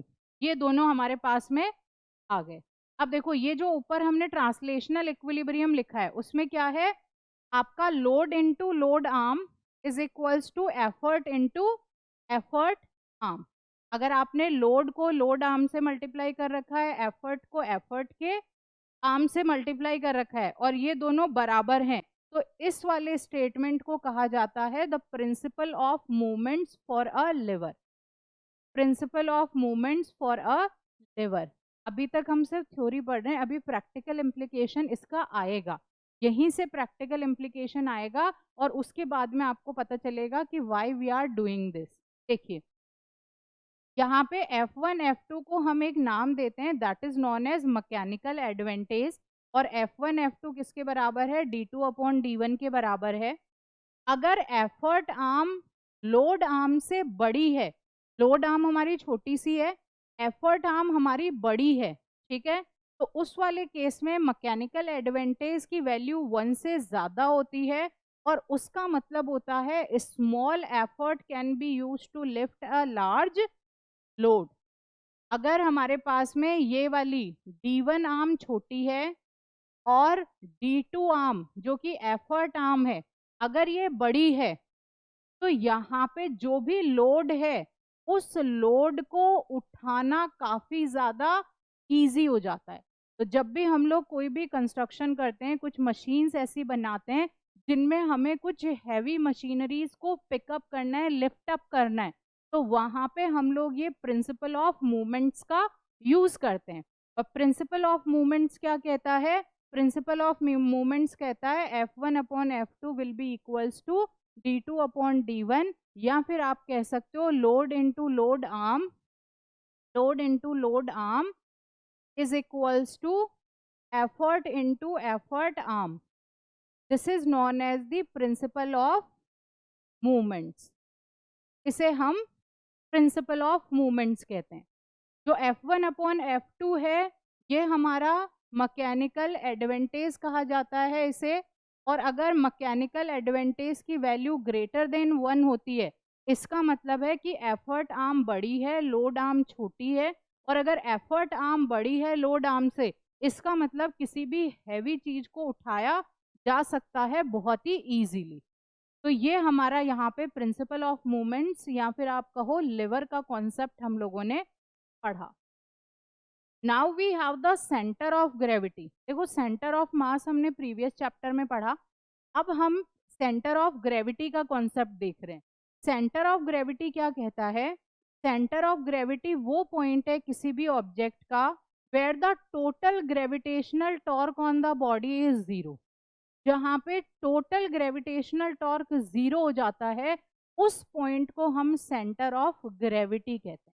ठीक है, ये कोई एक ऑब्जेक्ट है, इसके ऊपर नीचे mg फोर्स लग रहा है, ऊपर एक रिएक्शन फोर्स लग रहा है, यहाँ पे कोई मास m1 है तो इसके ऊपर ये फोर्स, यहाँ पे मास m2 है हमारे पास में, इसके ऊपर कोई फोर्स नीचे की तरफ m2g लग रहा है। अब हम अगर हम कह रहे हैं कि टोटल हमारा जो ग्रेविटेशनल टॉर्क है अगर वो जीरो होता है किसी एक पॉइंट पे, तो हम कहते हैं कि वो पॉइंट क्या कहलाएगा, that point will be the centre of gravity. Torque का फॉर्मूला क्या है, R क्रॉस F। R1 हमने यहाँ ले लिया, F की जगह m1g ले लिया, तो मतलब टोटल टॉर्क जो आएगा that should be equal to zero at that particular point. Torque हमारा होता है R क्रॉस F, R हमारा R1 है, F की जगह हम लोग m1g ले रहे हैं, तो that should be equal to zero at that particular point. तो हम कहेंगे that particular point is centre of gravity. Centre of gravity centre of mass के साथ में कोइंसाइड करता है किस केस में, अगर यूनिफॉर्म ग्रेविटी है या फिर ग्रेविटी फ्री स्पेस है, मतलब जहाँ पे ग्रेविटी है ही नहीं, जैसे हम कहते हैं हम स्पेस में जाते हैं तो वहाँ पे ग्रेविटी नहीं होती, तो उस वाले केस में सेंटर ऑफ मास और centre of gravity same he apply होगा। या फिर हम कहें कि जहाँ पे जो ग्रेविटी की वैल्यू है वो बिल्कुल यूनिफॉर्म है, कहीं पे चेंज नहीं हो रही। अभी हम जब ग्रेविटेशनल फोर्स वाला ग्रेविटेशन वाला चैप्टर पढ़ेंगे तो उस टाइम में मैं आपको बताऊंगी कि अर्थ पे भी ग्रेविटी की वैल्यू सब जगह सेम नहीं है। ग्रेविटी जो है हमारी उसकी वैल्यू डिफर करती है पॉइंट टू पॉइंट, बहुत सारी जगहों पे ग्रेविटी की वैल्यू कम है, कहीं पे ज़्यादा है। तो ये इसलिए हम कह रहे हैं कि जिस जगह पे ग्रेविटी की वैल्यू यूनिफॉर्म होती है या फिर जहाँ ग्रेविटी होती ही नहीं है, वहाँ पे सेंटर ऑफ ग्रेविटी और सेंटर ऑफ मास दोनों एक जगह पे होते हैं। बाकी सेंटर ऑफ ग्रेविटी कहाँ होता है, जहाँ पे टोटल एक्सटर्नल टॉर्क की वैल्यू जीरो हो जाती है, एक्सटर्नल ग्रेविटेशनल टॉर्क की वैल्यू 0 हो जाती है, that point is known as the centre of gravity. अगर एक्सलरेशन ड्यू टू ग्रेविटी की वैल्यू चेंज हो रही है तो फिर सेंटर ऑफ मास हमारा सेंटर ऑफ ग्रेविटी के साथ में कोइंसाइड नहीं करता और इसकी वैल्यू वेरी करती है। आप क्लास 9th में भी पढ़ के आए हैं इस चीज को। Now we have the next heading that is moment of inertia. हम ट्रांसलेशनल मोशन में मास पढ़ते हैं। हम कहते हैं कंजर्वेशन ऑफ मास है, mass is the matter contained inside a body. Mass को हम डिस्ट्रॉय नहीं कर सकते हैं, उसको कंस्ट्रक्ट नहीं कर सकते, ये सब जगह पे सेम रहता है। ये सिर्फ एक फॉर्म से दूसरे, अगर स्पीड ऑफ लाइट जाए तो मास एनर्जी में कन्वर्ट हो सकता है। मास एनर्जी इक्विवेलेंस हमने पढ़ा था। तो जब हम रोटेशनल मोशन की बात कर रहे हैं तो रोटेशनल मोशन में जो मास का एनालॉग है that is moment of inertia. अब एनालॉग को मैं दोबारा एक बार बता देती हूँ। जैसे ट्रांसलेशनल मोशन में फोर्स होता है, रोटेशनल मोशन का में ये टॉर्क होता है। ट्रांसलेशनल मोशन में वेलोसिटी है, यहाँ एंगुलर वेलोसिटी, वहाँ एक्सलरेशन, यहाँ एंगुलर एक्सलरेशन, वहाँ डिस्प्लेसमेंट एस, यहाँ पे डिस्प्लेसमेंट थीटा, वहाँ लीनियर मोमेंटम, यहाँ एंगुलर मोमेंटम। वैसे ही वहाँ पे मास और यहाँ पे मोमेंट ऑफ इनर्शिया, ये दोनों एक दूसरे से मिलते जुलते हैं। चलो अब moment of inertia kinetic energy का फॉर्मूला हम यहाँ पे डिराइव कर रहे हैं। काइनेटिक एनर्जी में हमें पता है ट्रांसलेशनल मोशन में काइनेटिक एनर्जी हाफ mv² के बराबर होती है और हमने एक रिलेशन देख रखा है linear velocity and angular velocity में, that is v is equals to omega R. मैंने कहा था याद कर लेना इसको क्योंकि ये हम बार बार यूज करेंगे। तो v is equals to omega R, तो हमने यहाँ पे v की जगह कौन सी वैल्यू रख दी, ओमेगा आर की वैल्यू रख दी। v का स्क्वायर है तो ओमेगा आर का भी स्क्वायर होगा, तो this will be m omega square R square. इस तरह से हो गया। अब यहाँ पे ओमेगा जो है उसको हमने इधर ले लिया, एम आर स्क्वायर रख लिया। मैंने आई थिंक कल के क्लास में ही आपको बताया है, कल की क्लास में बताया था मोमेंट ऑफ इनर्शिया जो होता है that is equals to M R square. ठीक है, ये वैल्यू होती है। तो यहाँ पे एम आर स्क्वायर को हम क्या लिख सकते हैं, मोमेंट ऑफ इनर्शिया। तो जो रोटेशनल मोशन है उसमें काइनेटिक एनर्जी क्या हो जाएगी, काइनेटिक एनर्जी हो जाएगी आई ओमेगा स्क्वायर। तो जो मास था उसकी जगह पे मोमेंट ऑफ इनर्शिया आ गया, जहाँ पे लीनियर वेलोसिटी थी वहाँ पे एंगुलर वेलोसिटी को हमने यूज कर लिया। तो this is how we do it in the rotational motion. Then there comes the radius of gyration. Radius of gyration से हमारा क्या मतलब है, कोई एक ऑब्जेक्ट है, फॉर एग्जाम्पल ये एक ऑब्जेक्ट है, ये कोई बॉडी है जो इस एक्सिस के अलोंग क्या हो रही है, इस एक्सिस के अलोंग ऐसे रोटेट कर रही है। और जो हमारा मास है, कोई भी ऑब्जेक्ट का मास m, वो इस वाली पोजीशन पे है। तो इस एक्सिस ऑफ रोटेशन से इस पर्टिकुलर पार्टिकल की जो परपेंडिकुलर डिस्टेंस है that is known as the radius of gyration. हम सिस्टम ऑफ पार्टिकल्स की बात कर रहे हैं। देखो पॉइंट मास का कॉन्सेप्ट हमारा खत्म हो चुका है। अब now we are talking about the system of particle. आपके पास में ये कोई एक ऑब्जेक्ट है जिसके अंदर बहुत सारे पार्टिकल्स हैं, तो सिस्टम ऑफ पार्टिकल हो गया। हमने कहा कोई मास m है, कोई मास सबका सेम है। फॉर एग्जांपल जितने पार्टिकल्स यहाँ प्रेजेंट है उन सबका मास सेम है। सेम नहीं होता तो m1 m2 m3 ऐसे कुछ हम ले लेते। मास सेम है। ये क्या है, this is the axis of rotation जिसके रिस्पेक्ट में ये बॉडी रोटेट कर रही है। तो ये एक्सिस ऑफ रोटेशन से जो भी परपेंडिकुलर डिस्टेंस है इस मास की that will be known as the radius of gyration. तो this is the definition of radius of gyration. आप ऐसे समझो, फॉर एग्जांपल ये कोई एक ऑब्जेक्ट है जिसमें बहुत सारे पार्टिकल्स हैं और वो इस एक्सिस है, ये इसके अलोंग वो क्या कर रहा है, ऐसे रोटेट कर रहा है। तो इतना बड़ा होगा तो वो ऐसे ऐसे ऐसे ऐसे रोटेट करेगा इस एक्सिस के अलोंग। उसके अंदर यहाँ पे बहुत सारे पार्टिकल्स प्रेजेंट है। तो जो डिस्टेंस परपेंडिकुलर डिस्टेंस इस एक्सिस की है उन पार्टिकल से that will be the radius of gyration. Define करेंगे, it is the perpendicular distance from the axis of rotation. किसी भी पर्टिकुलर पार्टिकल की एक्सिस ऑफ रोटेशन से perpendicular distance is known as the radius of gyration. अगर if the square of this distance, इस distance को हम लोग k से रिप्रेजेंट करते हैं, तो अगर इसका स्क्वायर करें और उसे मास से मल्टीप्लाई कर दें तो ये हमें क्या दे देता है, it gives us the moment of inertia of the body. तो वो फॉर्मूला भी हम डिराइव कर लेते हैं। देखो ये रहा, I is equals to M K square. Radius of gyration को हम किससे रिप्रेजेंट करते हैं, k से रिप्रेजेंट करते हैं। अगर रेडियस ऑफ गायरेशन को हम इस ऑब्जेक्ट के मास से के स्क्वायर से मल्टीप्लाई कर देते हैं तो वो हमें क्या देता है, that gives us the moment of inertia. तो I is equals to M K square, ये भी एक हमारे पास मोमेंट ऑफ इनर्शिया का फॉर्मूला होगा।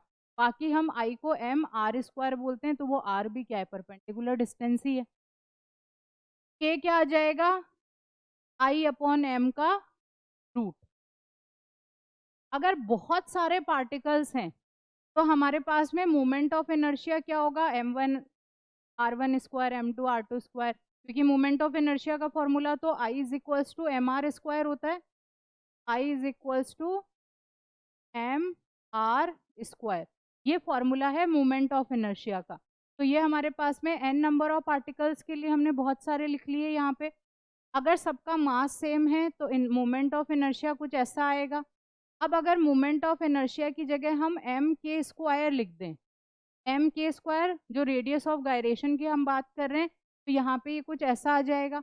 ये एम से एम कैंसिल हो गया, के स्क्वायर हमारे पास में क्या आ गया, r1 plus r2 plus are square.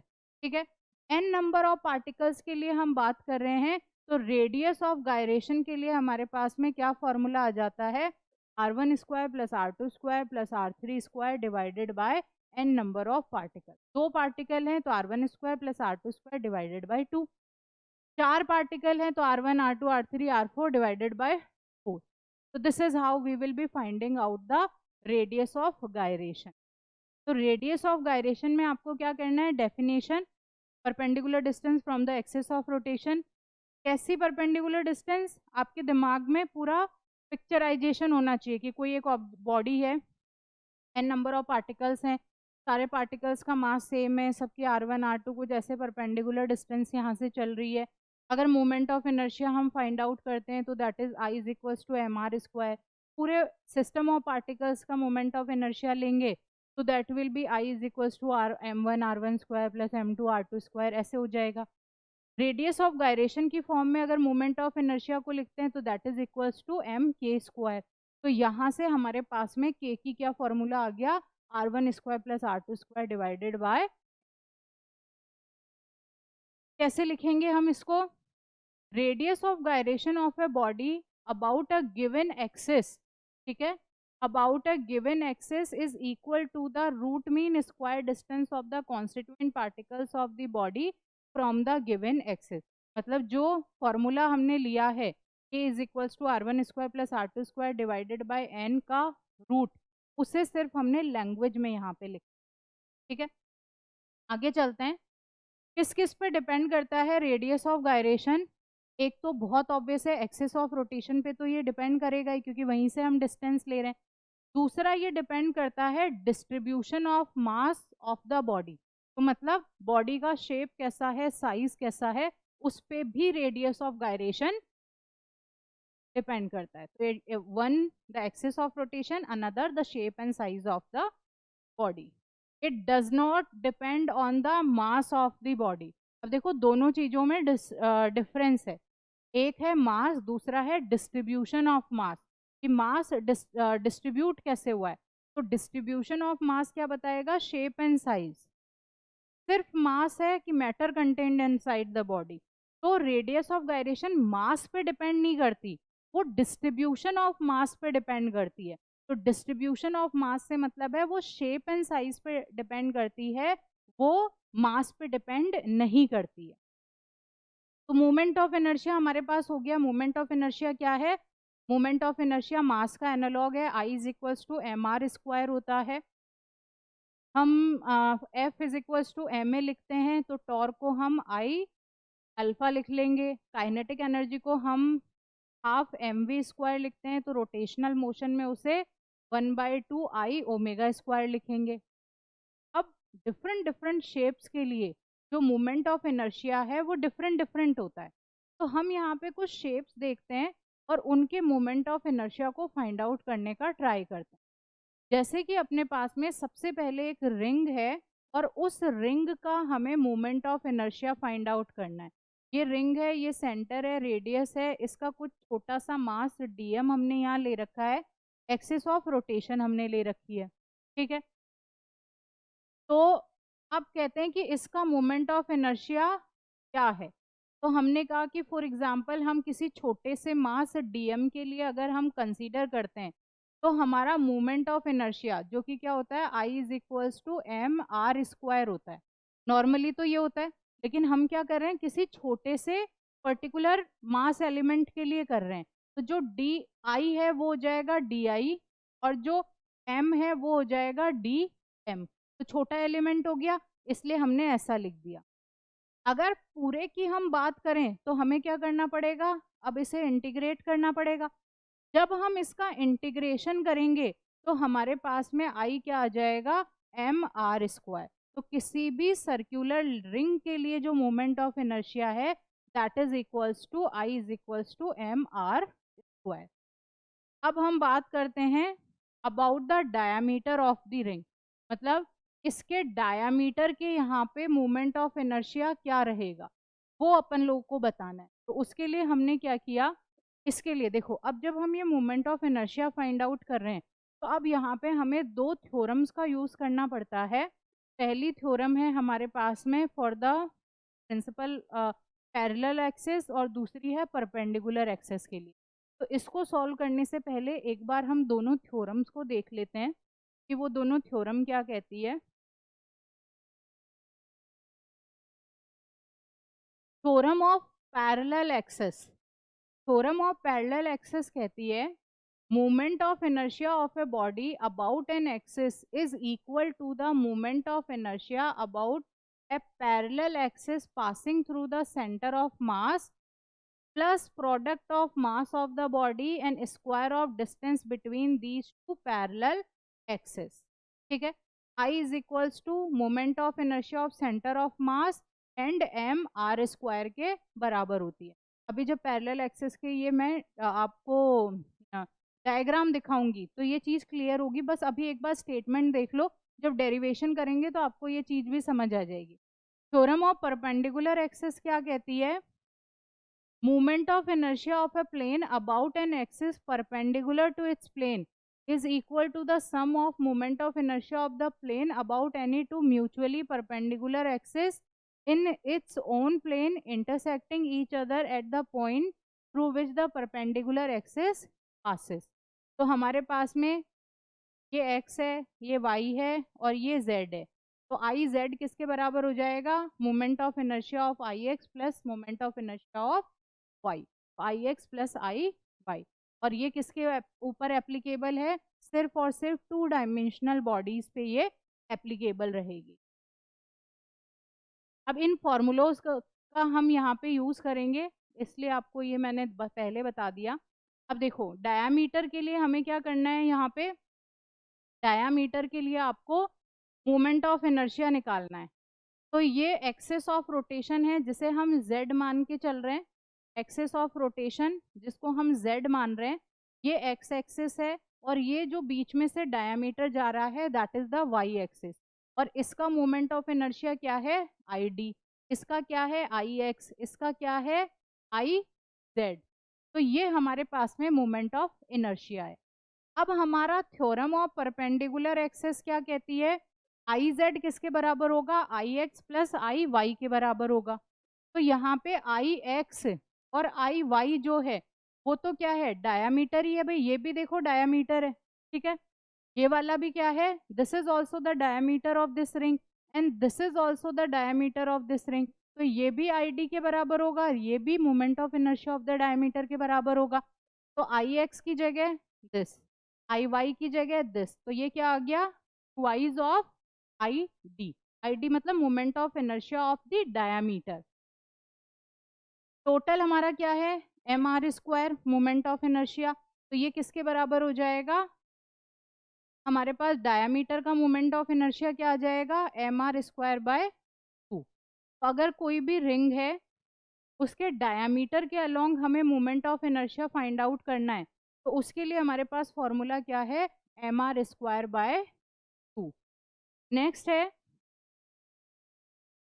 अब हमें क्या करना है तीसरे नंबर में, अबाउट एन एक्सिस टेंजेंशियल। आप देखो यहाँ पे ये वाली क्या है, दिस इज द टेंजेंट, तो ये तो टेंजेंशियल हो गई, and parallel to the diameter of the ring.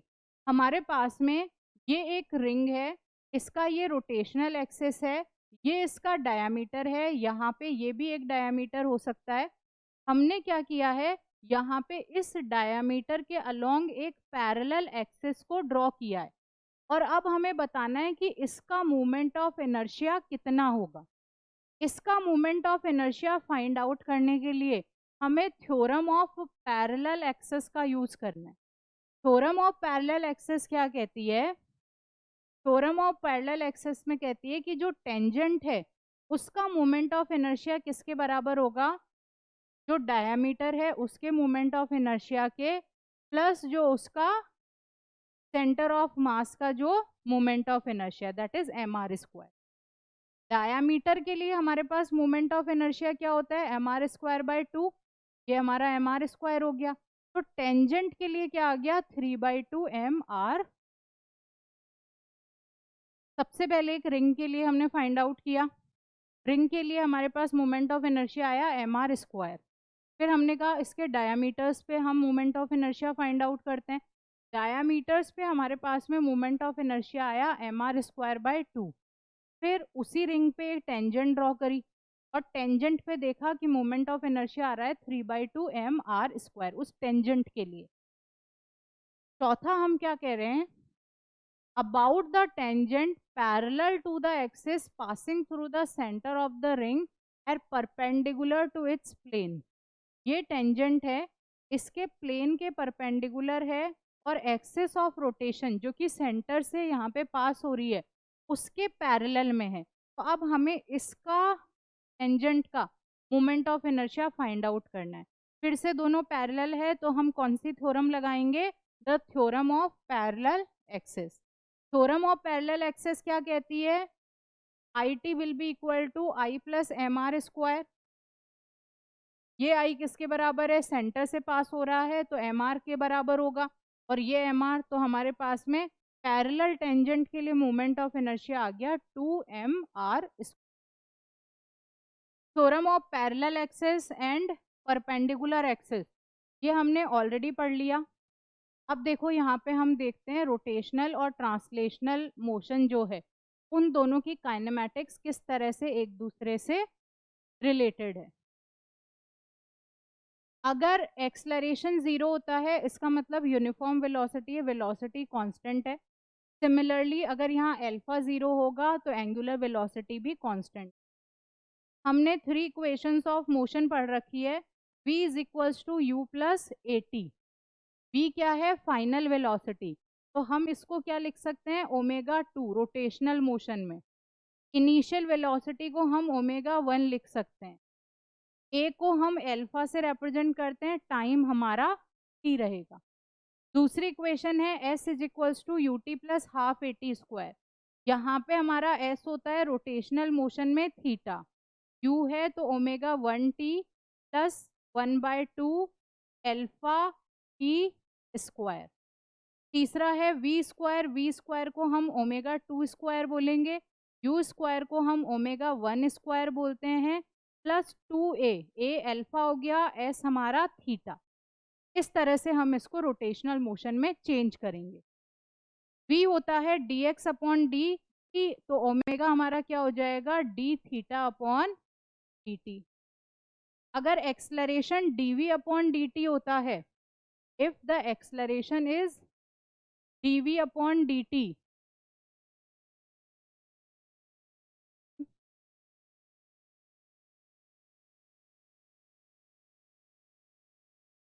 तो अगर हमारे पास में एक्सलरेशन कितना है dv अपॉन dt, तो हम इसको क्या लिख सकते हैं, alpha is equals to d omega upon dt। तो ये इस तरह से रोटेशनल मोशन में सारी चीजें लिखी जा सकती है, मतलब सेम ही है, अपने को कुछ ज्यादा यहाँ पे चेंजेस नहीं करने। चलो नेक्स्ट देखते हैं। लीनियर मोशन और रोटेशनल मोशन में फिर से डिस्प्लेसमेंट को हम थीटा कहते हैं, वेलोसिटी को एंगुलर वेलोसिटी कहेंगे, एक्सलरेशन को एंगुलर एक्सलरेशन कहा जाएगा। यहाँ पे मास होता है, यहाँ movement of inertia, that is I is equals to M R square. यहाँ फोर्स है F is equals to M A, here we are having torque that is R cross F, here we are having work that is F dot D S, here we say torque into D theta. Kinetic energy half M V square, kinetic energy half I omega square. Power है P is equals to F dot V, यहाँ पे power है torque into omega. Linear momentum P is equals to M V, angular momentum L is equals to I omega.